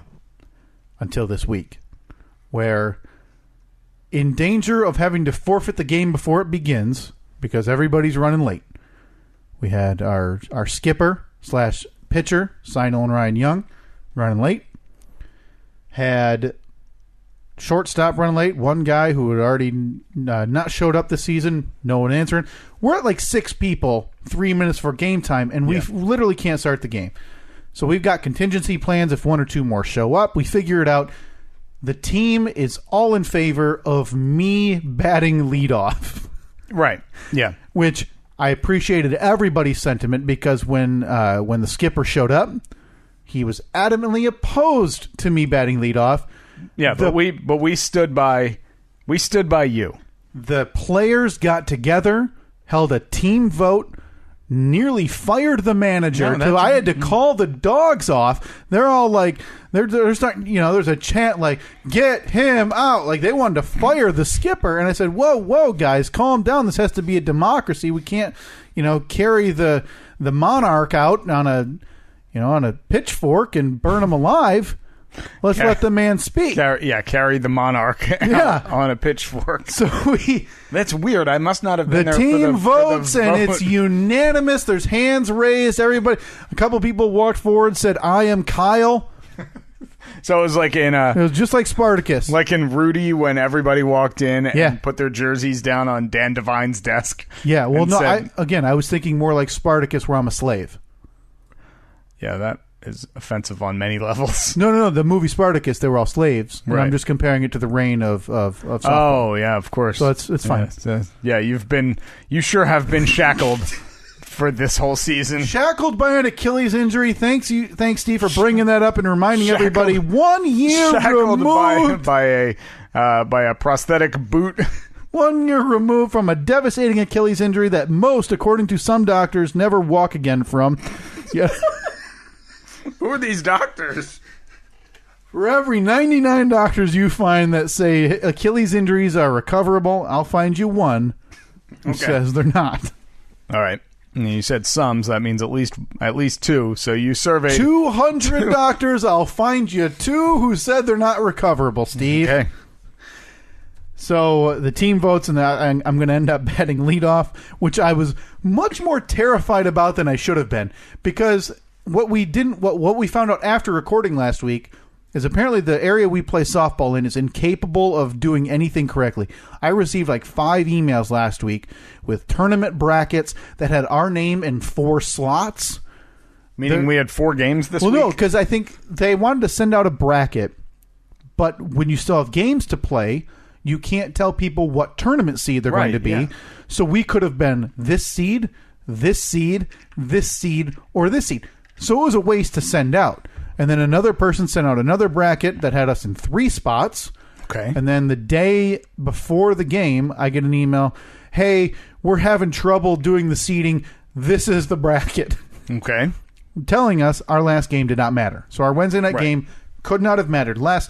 I'm already making plans in my head with Town Drunk Rusty to bat lefty, maybe try to kick the softball at the plate. Okay, that's a good idea. Like Bruce Lee style? Yeah.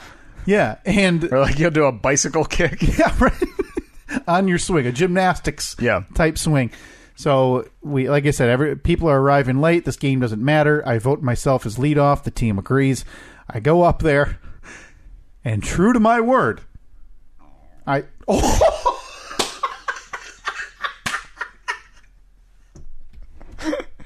Beautiful. I can't even. Yeah, I mean, you're just sitting there. You're listening. I know. I don't know if you said a word in 2 minutes. I'm nodding. That's it. That's all it takes. Good Lord. That's 3 this week. 3.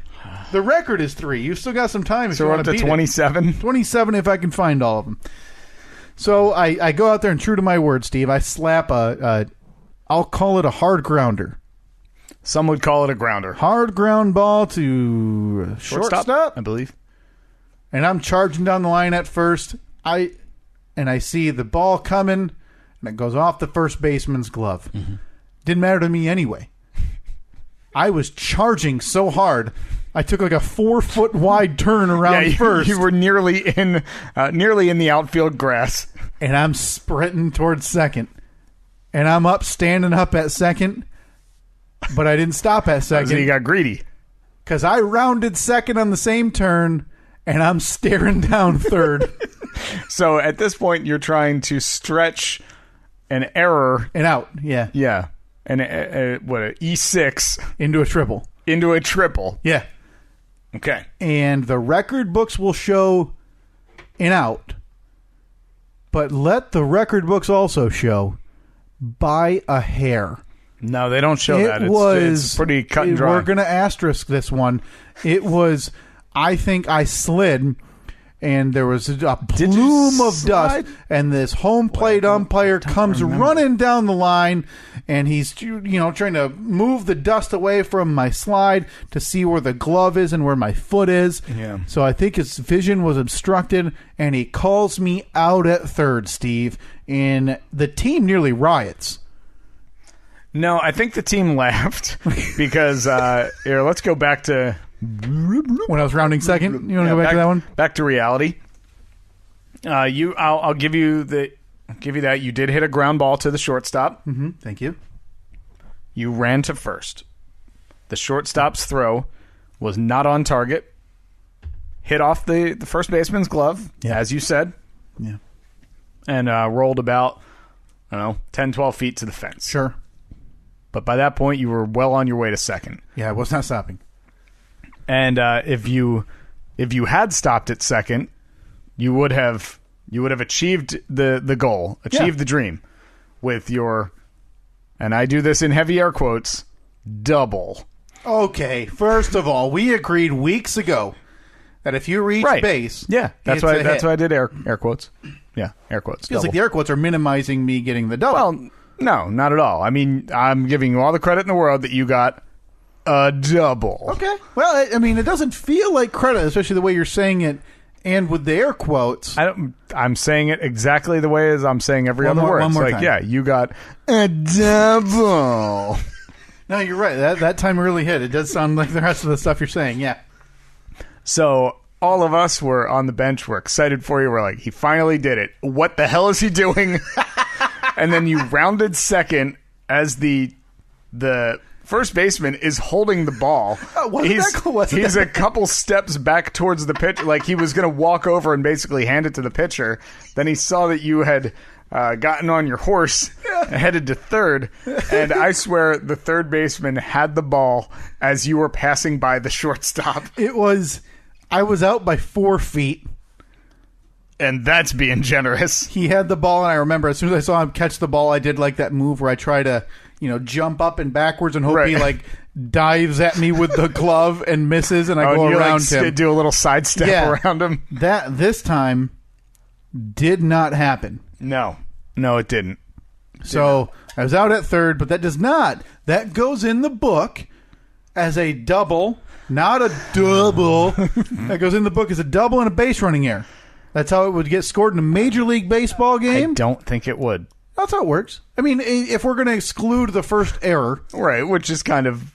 Which we have. Major. That's how you batted 600 last year and this year. You're right. That is fair. That is fair with the rules that we have been doing. Yeah. Yeah. I hit a double. Well. And got... You hit a what? A double. And I got thrown out running to third. That's a base running error. A double with a base out. A double out by base running error. Okay. All right. I'll give you that. Yes! I will give you that. So everybody's thinking he hit it. He got his one. I walked back to the base. Skipper's mad as hell. I'm pissed that I was yelling Ricky Henderson speech. Ricky Henderson speech. Oh no, I'm sorry. This was later in the game, but yeah. And Skipper's mad as hell. I'm laughing. And I come up to bat. Must have been next inning. There's a lot of scoring in this game. I come up to bat the next inning. I slap a patented Kyle, which I've talked about it. No team's caught on yet. No. I like to drop it about 5 feet onto the grass. Not a blooper, like a liner, but that doesn't go very far.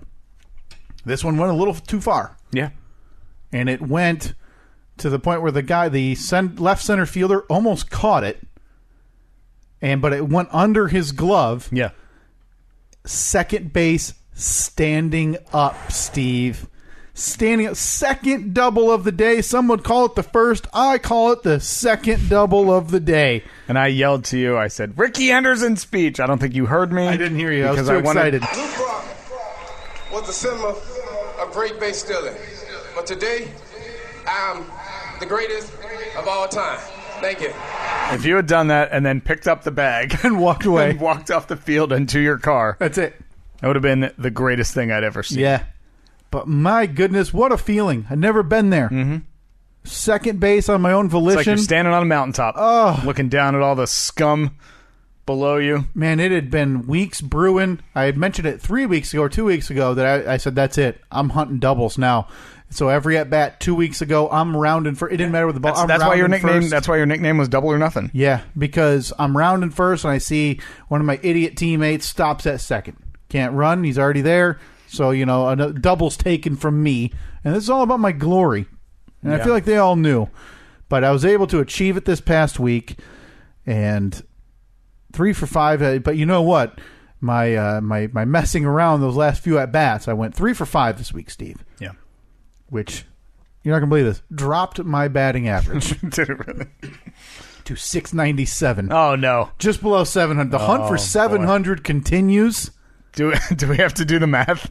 No, because I'm not going to be there, and I think we all know the season's ending this week. Why do you say that? That's a doubleheader. You're missing the heart and soul. And Rusty. Got one guy who doesn't show up. We played with 9 again this week. That goes without ever reply. No. Safe to say he's probably not going to be welcomed back for the fall team if it happens. I don't know if I'm going to play on the fall team now. Oh. Yeah. This is news. Why? Yeah. Well, it's frustrating how much I suck. I don't think you suck. You've been fine. No, the last 4 games have been pretty rough.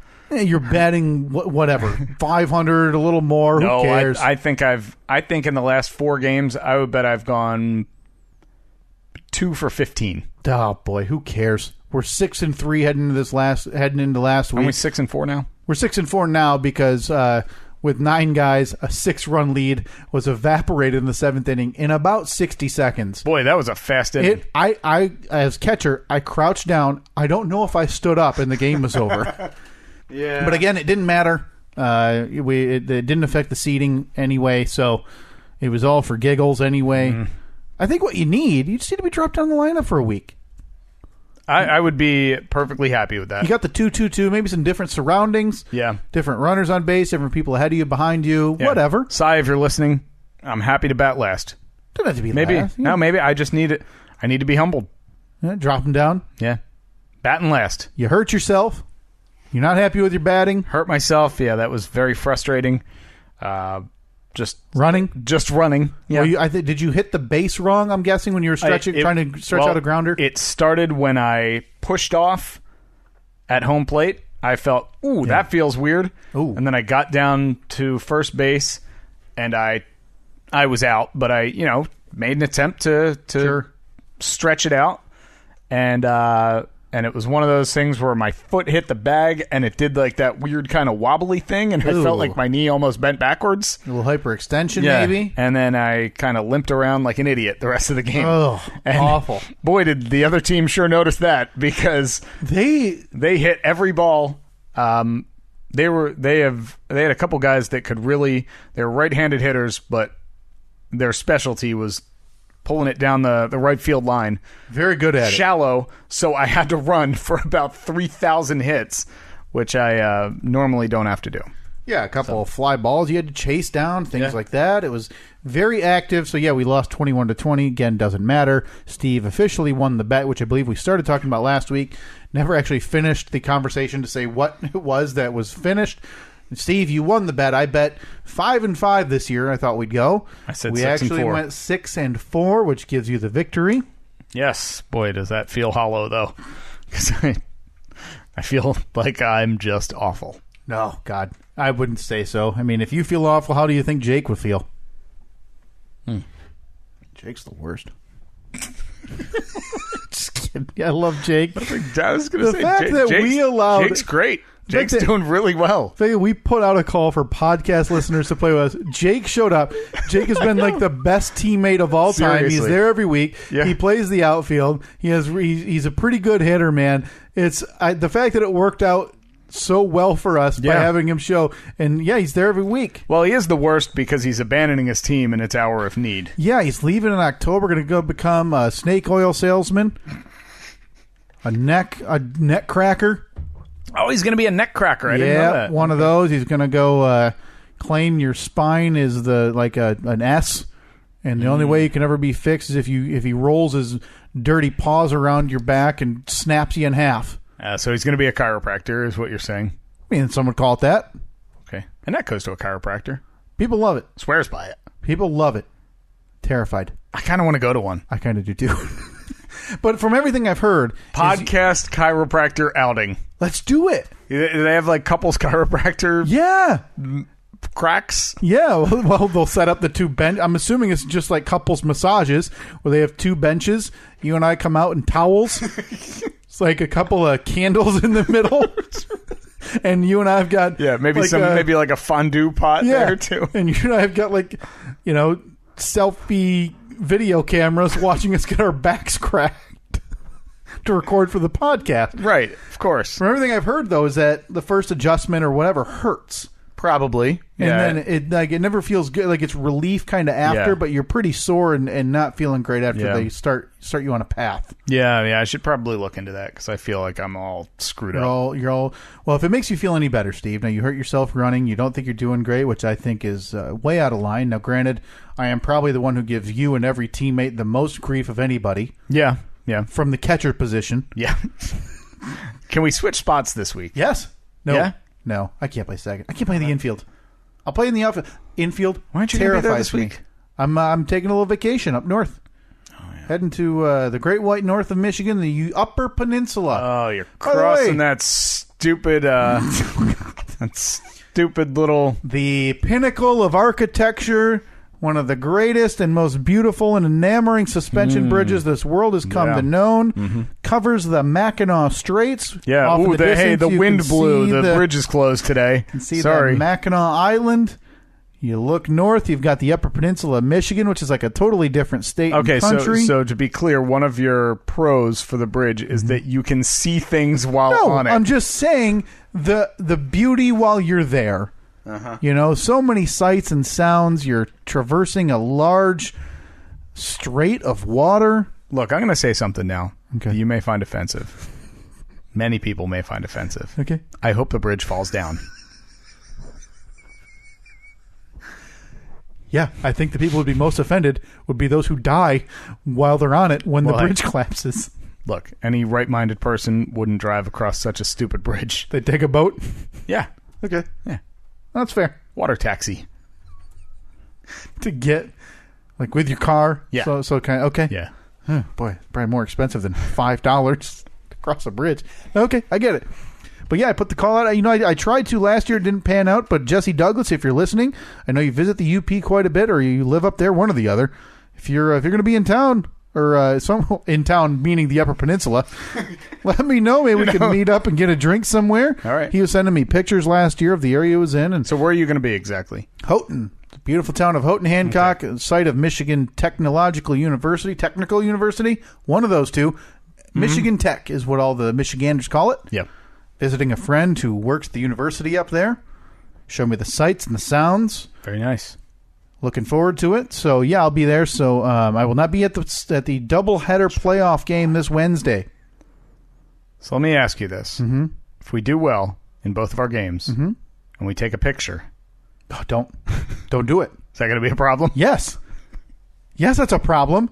I'm the only one who was there like every week last year, and I ruptured my Achilles. And you a-holes take the team picture the 1 week I'm not there. Well, it just happened that the week that you weren't there was when we got the trophy. It's unbelievable. Well, it's probably going to happen again this year now that I think about it. It probably is. I'll tell you what. We'll just take a picture of the trophy and send it to you. How about that? What's the turnaround that we can get a cardboard cutout of me? Oh, I bet we could get it very quickly. We should do that. Yeah, get a cardboard cutout of like me. a FedEx Kinko's. I'll be wearing my uniform. Maybe I'll put some dirt on it. You know, something. We'll go simple. We'll just get your head and put it on like one of those paint stir sticks. And I'll just be like over somebody's shoulder. Now, would you be okay with that? I'm not going to be happy, but it's better than me being excluded. Well, you weren't excluded. I mean, no, I was. What is the opposite of included? Well, excluded would mean that we purposely did it. Like you were purposely excluded. No. You were the one that chose not to be there at your team's hour of need. Remove from consideration. How about this? Rule out. How about this? We all hold up cutouts of your head in front of our heads. Now we're talking. So it's a team of Kyles. Now this is the same league that the pitcher was taken in last year. I want to say it was the fall season that this pitcher was taken, or was it the summer season of the area we left? Okay. No, it was definitely fall. We did not get any trophy in that. Good point. Yeah. So yeah, there's actually very funny. That might happen this week. That might be the week that they hand out if we get a trophy. I don't even know. I think we came in third place. I don't know if we get a third place. You got a second place one last year. Yeah. Wonder if they do for 3. You would think. Yeah. I mean, gold, silver, bronze. Wow. Well, my heart's breaking all over again, Steve. But like I was saying, you got hurt running to first. I have been dealing with, now granted, I legged out, I had a walk a double, a double and a half.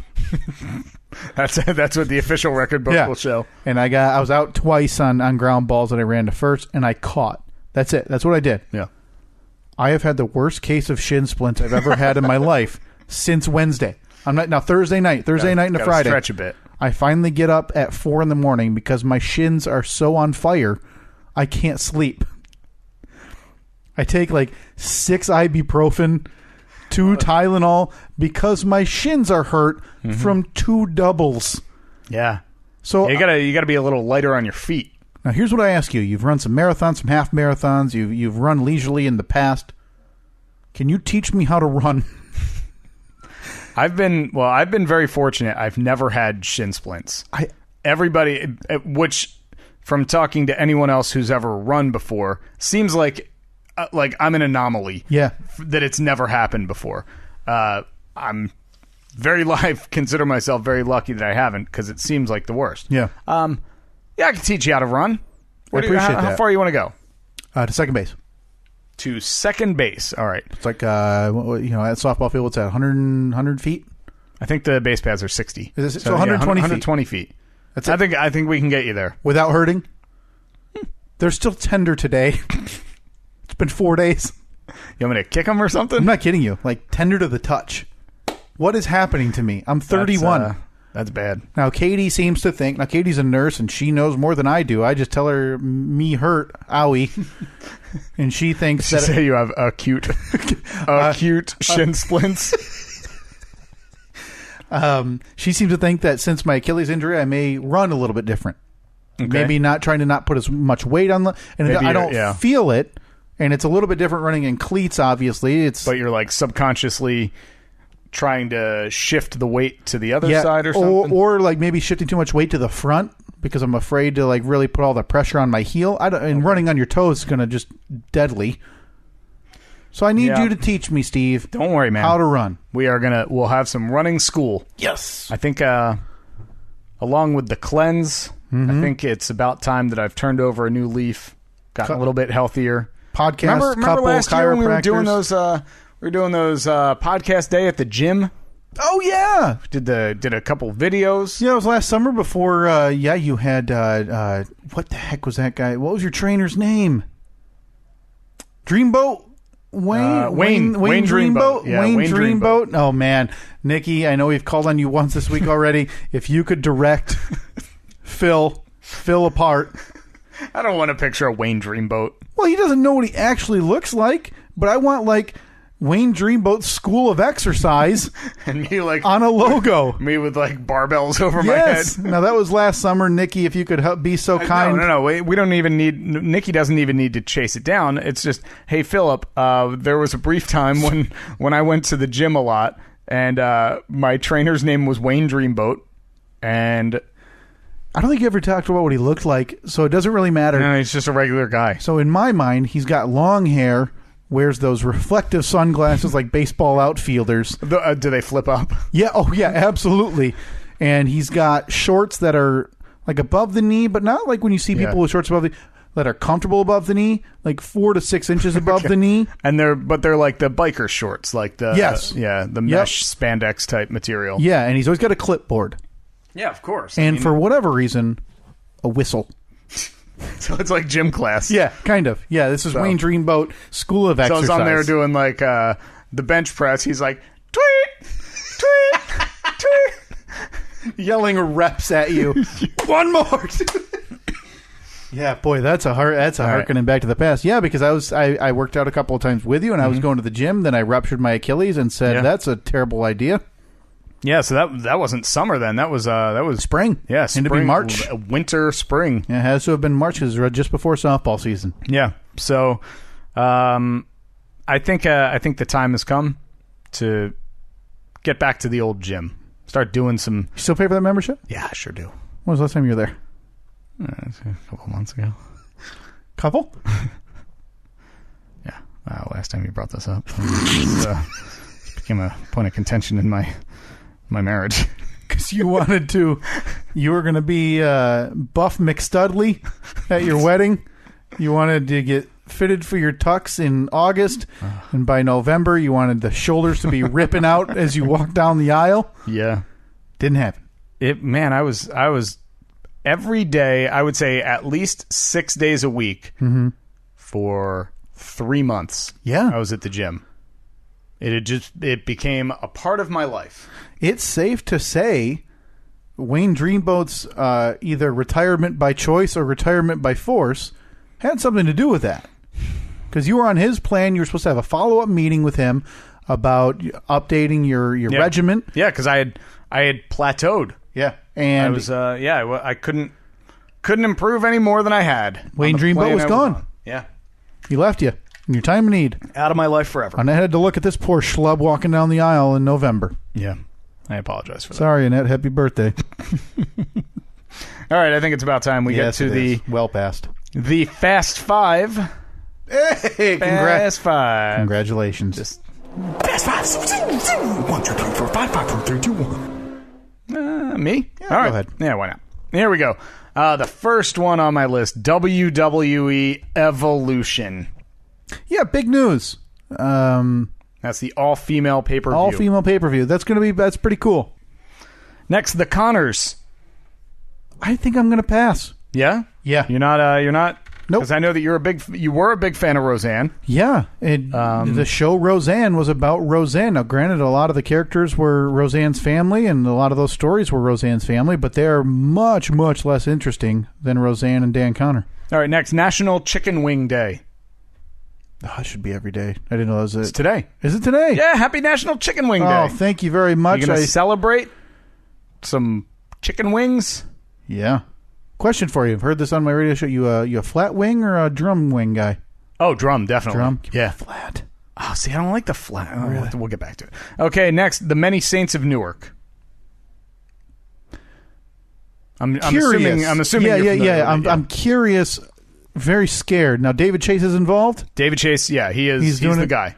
Gives me a little more hope, but it's the movie prequel that will be a prequel to the TV series The Sopranos. It is a movie. It's not a series. I thought it was a series. Oh, no, I thought it was a movie. I thought it was going to be a prequel series, but I could be very wrong.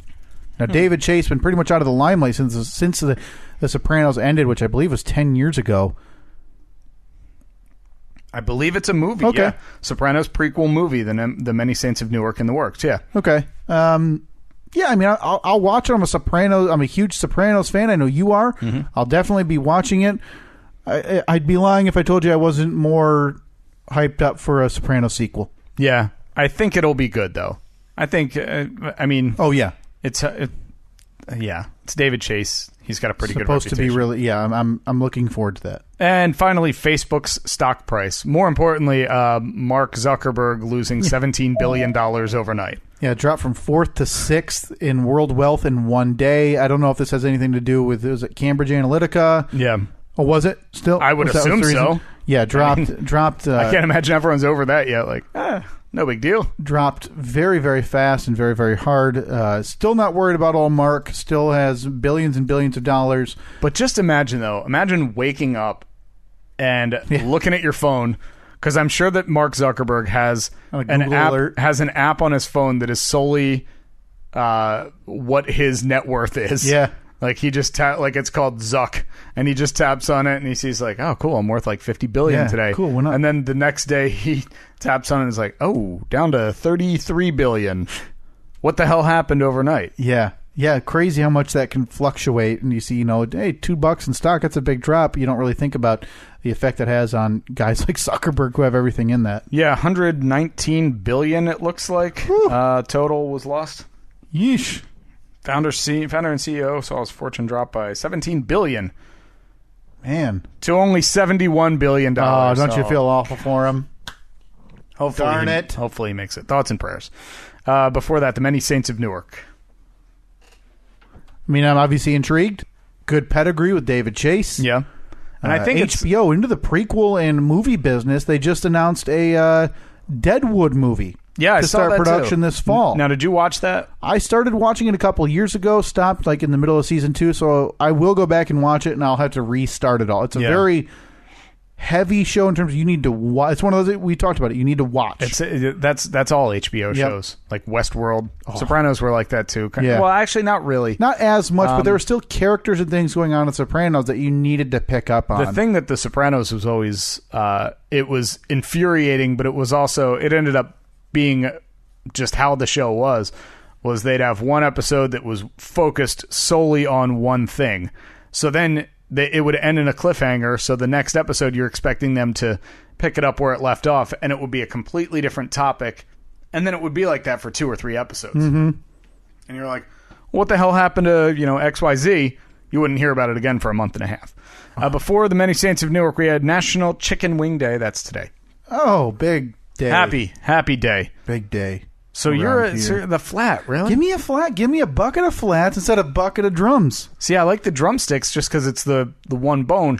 I always feel frustrated with the flats because it's the two bones, and then you got the weird in the middle. Bit in the middle. I could see that. I mean, it's usually if you get a good one, if it's made right, you're able to pluck it mostly off in one shot. But I feel like the drums, I run into a lot too much of gristle at the top of the drum. Oh, see, that's the best part. Oh, that's why I don't like steak that, but too much fat. I don't like fat in that stuff. All right. No, thank you. By the way, I had steak and eggs for breakfast this morning. Cook that baby well done? Medium. A little pink in the middle. Oh, cool. So you had red eggs. I did have my eggs over medium, so they were nice and yolky. Right now, you're probably not a fan of the yolky eggs, Here's the thing. My entire experience with eggs has been, whatever you get on a breakfast sandwich, which most play is like not scrambled, but scrambled into it's a fried egg form. Yeah. A couple of weeks ago, Katie made like breakfast sandwiches at home. Made me one of those very yolky. That was an experience. I didn't hate it, but there's something about runny yolk as you're eating like a sandwich. Yeah, but the best thing is you take like a piece of toast. And that's what I see people do. Sop it up. Oh, it's good. It's good. When are we doing steak dinner night? I really like scrambled eggs. What are you, 5? No danger of runny yolks. I like scrambled eggs. So this steak dinner night is the night that that we're all going to have well dones. No. Some A1 on the side. No. Absolutely not. I did have A1 with my steak this morning, but typically it's considered like an insult to the chef if you... You tell me if I go to Ruth's Chris today... And I said, do you have any A1? They will not have it. They won't have it? No, they will not have it. Bunch of snobs. No, but we had talked about steak dinner night. Where, it's on the list. We're gonna go out for dinner. I am gonna order your steak the way I order my steak. Now, is that medium rare or medium? Medium. I think you're gonna be fine with it. Oh, boy. You're gonna notice an explosion of flavor that you never knew before because you're used to just eating black gristle. It'll be you know what that explosion is going to be? Is a uncooked blood vessel bursting in my mouth. I think when you used to have a gusher. I think you're going to be pleasantly surprised. Now, what I want to do is, this may be weird if we're at a restaurant, but I want to blindfold you when you eat it, just so you can see how good, just so you can taste without looking at it. Yeah, you won't be. Won't see the blood running. You won't see the fountain of blood. Oh, God. All right. Gives me a shiver. National Chicken Wing Day. Give me a flat. All right. Before that, the Connors. That's the Roseanne. Yeah. That's ABC's revival of Roseanne without Roseanne. Yeah, no thanks. I might give it a try, but it's still weird. I mean, just going to kill off the Roseanne, I'm assuming, and... Ugh. It's just weird now. Yeah, I mean, she was it. She was the focus of that show. Now, granted, a lot of people really like Sarah Gilbert. Yeah, plays the daughter. Yeah, she's great. Love Dan Connor, the character. Goodman's fantastic. Yep. Not taking anything away from everyone else on the show. It's too different for me. Yeah, it's too different. Yeah, you can't take away, especially that character, the creator of the show. It's kind of tough too. And finally, WWE Evolution. Yeah, big deal there. All women pay-per-view coming this October. To the friendly confines of, I want to say it's like Staten Island, New York, or no, Nassau Coliseum. Where's that? New Jersey? Nassau Coliseum. That's on Long Island, I think. No, Long Island. Then. Yeah. Not Staten Island.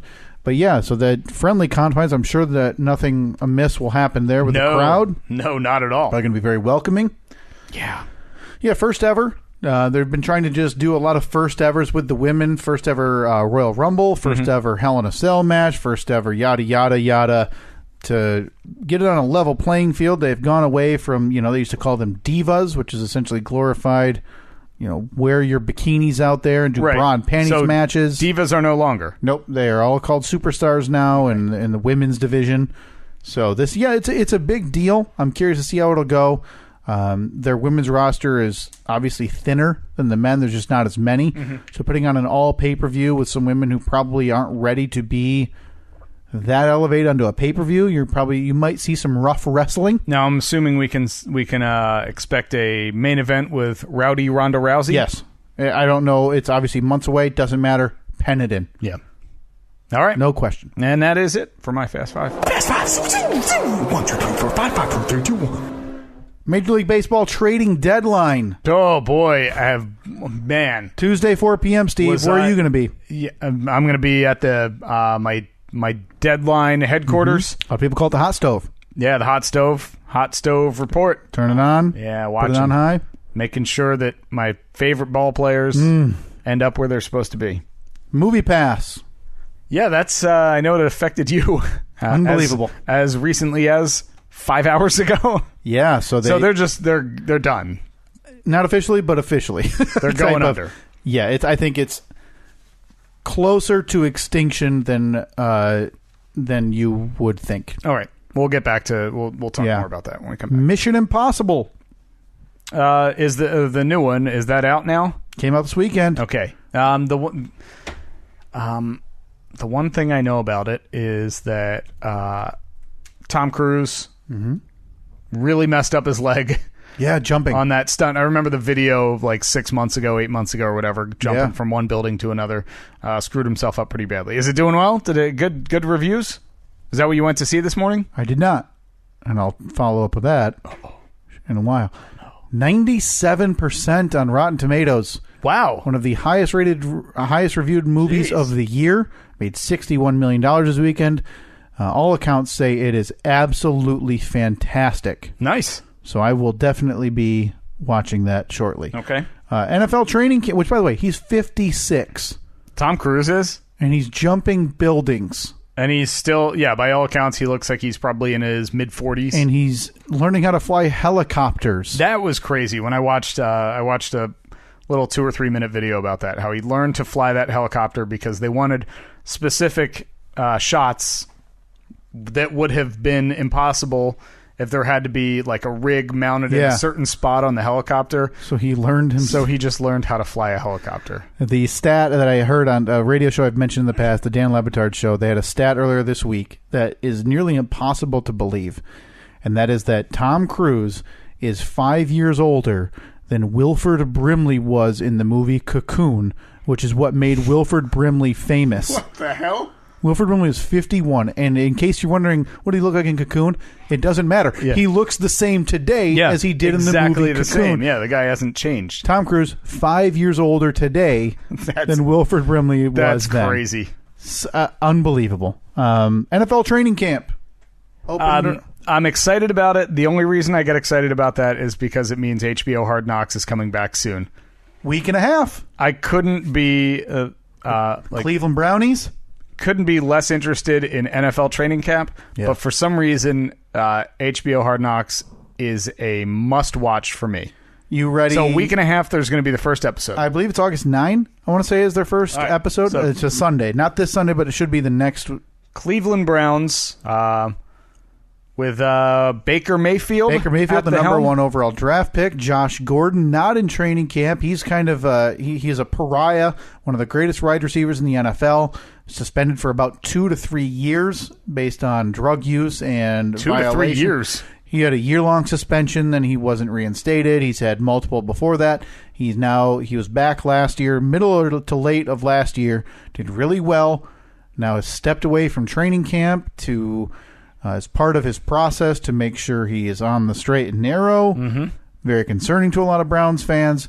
All these storylines, but the most important thing, Steve, are you ready to be emotionally devastated by getting involved in 6 undrafted free agent stories only to see them cut at various times? Yeah. Last year it was who was it? It was that kicker Was it the kicker for the Was it the Bucks last year? Yeah, Tampa Bay Buccaneers. Oh, didn't care about that kid. His first round pick, he got a lot of money. Yeah, I mean, he did all right, but still, was it Aguayo? Roberto Aguayo. Yeah, it's weird how I get.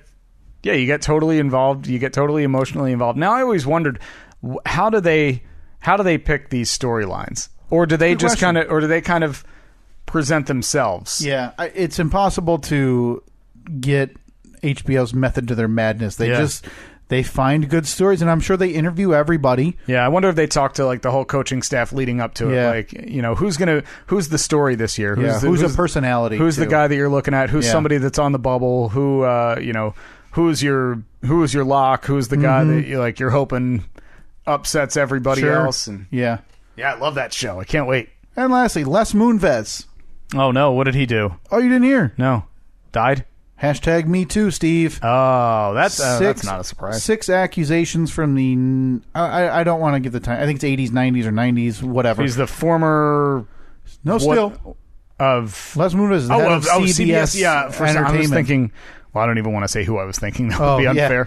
Yeah. And, now accused in a Ronan Farrow article, who appears to be the champion of the Me Too movement in terms of journalism, wrote this article for, I want to say it's the New Yorker. Is who he writes for? I think so. He, bad accusations not denied in full by Les Moonves. There was, I'm sorry, the same thing that I forget who it was, made the same apology. Oh, I'm sorry if I made any women uncomfortable. I came on to them. That was pretty much all of them. Yes. So he's essentially admitting, yes, I did these accusations, which is there's some touching, some intimidation, but he denies steadfastly, obviously the worst of the two, Steve, threatening to hurt people's careers. Yeah, no. Why would you do that? You're a powerful man. Internal investigation. I am assuming this goes the way that they all do, and Les Moonves will have resigned next week. Boy. Like I said, I hadn't heard about that at all. When did that break? Just a couple days ago? Wednesday or Thursday. Wow. Yeah, it's been out for a few days. Jeez. Yep. I just haven't paid attention. Now, this is the same accusation. And Les Moonves is in the same position as Roger Ailes. Yep. Knocked him out. He was the head of Fox. Yeah, it's true. Bill, that? I stepped on top of it, though. It's okay. I couldn't have stomped it if it was an ant any harder, but I will mark it down. This is a day that will live in infamy. 4 of them. 4. The rarity of rarities. We're up to 28 for 2019. At this rate, we may have a field of 128. Won't fit on a shirt next year. That's going to be a big shirt. Any of our plus-size listeners, they're going to really like that Only shirt. People who can wear it. Yeah, we may have to put it like top to bottom instead. Before that, NFL training camp, we talked a bit about Hard Knocks in a couple of weeks on HBO. Fantastic show. Let's do it. Before that, Mission Impossible made $61 million. Fantastic reviews. You're a Tom Cruise. Are you okay with Tom Cruise? I'm fine with Tom Cruise. People get weirded out with the Scientology. Yeah, I mean, I don't know. I can separate it. If you're good in a movie, then I'm whatever. And to be honest, I don't care what your religion is. I love Tom Cruise, man. It's I enjoyed Going Clear, the Scientology documentary, I guess, in air quotes, if you can call it that. But yeah, I'm fine. I am fine with actor Tom Cruise. I love a good Tom Cruise movie. Love it. All right. For that, we haven't done a movie, like a movie outing. I've been waiting for her. We got to do Hurricane Heist. Live review. Watch. I'm assuming it's not still in theaters. Oh God, no. Jesus. No, it's still hanging on at like the dollar cinema. Yeah. Before if we could see that at a drive-through, I'd need to see that in a large format. They need like a 4D for that. Where they just someone spraying my face with a bottle of water when there's a hurricane. Before that, Movie Pass had some troubles. Ran out of money Thursday night. Now, Movie Pass, for those who aren't familiar, it's basically, you pay what, $10, $12 a month? $9.95. You go to see unlimited movies at. Now, does every theater participate in Movie Pass? Like the ones locally here? Yep. More than 90% of theaters around the country accept it because it shows up to your house. It's a debit card, and you check into the movie. They load money onto the card, so when the attendant swipes it, it's all paid for. Man, now the idea is that they were going to... If you like watching movies... Oh, it's amazing. So I guess it's not a surprise that they are going under. Yeah, people have been wondering how that was going to be sustainable. They claimed there was ways they could make it work, minimizing whatever fraud was going on, selling the data regarding times and places people are seeing movies to the...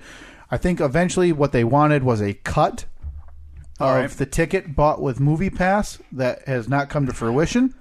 Why would a movie theater do that? Because I think they're thinking, or even the movie companies, I think they're thinking that... these people wouldn't see this movie if they didn't have the movie pass paid for. So we're bringing people to your movie. Yeah, maybe. But that was the idea. You could say that for maybe like if somebody were to use that movie pass, how often did you use it a month? 4 times, 5 times a month? Yeah, I've had it since, I think, November. I've seen 20 movies. Okay. So I think, I don't think that's a completely out there claim that people wouldn't be seeing it, because how many times have you been bored and you say like, oh, there's not really any movies I want to see, but I guess I'll go see that one. Yeah, let's harken back to 5 hours ago and when I went and saw a movie. Okay. So they are losing money hand over fist. Thursday night ran out of money, blamed it. Their statement released was, we're having some card reader issues. Oopsie. Which it wasn't. So then they came back online. They officially blocked anybody from seeing Mission Impossible, biggest movie of the weekend, because that would have cost them too much money. Still blocked out in most places. I can't see it. And went to use my movie pass this morning to see the movie that made, I want to say, $1 million this past week. Maybe. Made $7 million total in 4 weeks. Unfriended, a horror movie. That's not good. Wouldn't let me check in. So you still saw it, though? Yeah, I had a free ticket sitting in my rewards account that I used, but let's see, 3, 6, 9, 12, 15, 18, 21, 24, 28 movies I've seen since I have activated this account. Safe to say... Looks like it will remain at 28. Yeah, honestly, by the end of... I would be stunned if they are around the end of the week. All right. They're the biggest issue. I don't know if you followed their stock that's been going on. No. Their stock was consistently below $1. Now, if you're trading below $1, they remove you from NASDAQ. Yeah. So what they did is what's called a 250-to-1 reverse split, where you get 1 share for 250 shares that you have. You turn in 250, you get 1, thereby reducing your total stock available, and increasing the price, because then the price it has is amplified. So there's less stock out there. Yep. But it's more valuable, driving the price up. Yeah, so they did that. Started at, I think they opened at $21 when they did that. Dropped to $14 the first day. It is back to under $3. Oh wow!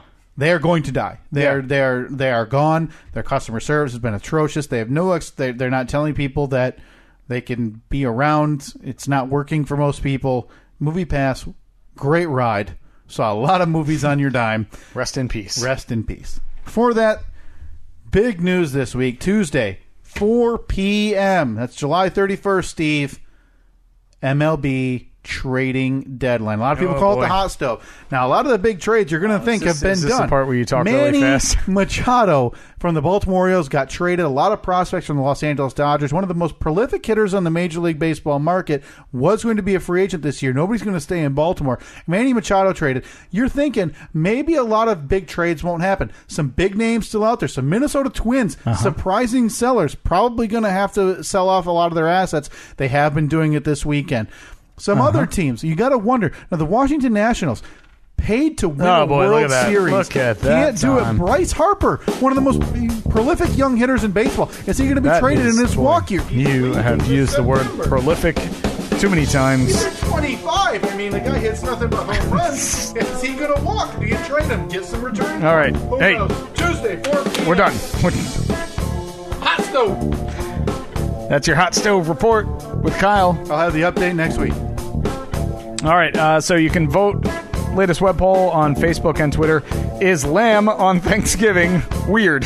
That's right. That's what we're talking about now in July. This that should be posted. Well, if you're listening to this episode within the first week that it's out, Facebook or Twitter. You can download Subscribe and review the show on iTunes, the Apple Podcasts app, Google Play, TuneIn, Stitcher, YouTube, Libsyn, SteveAndKyle.com.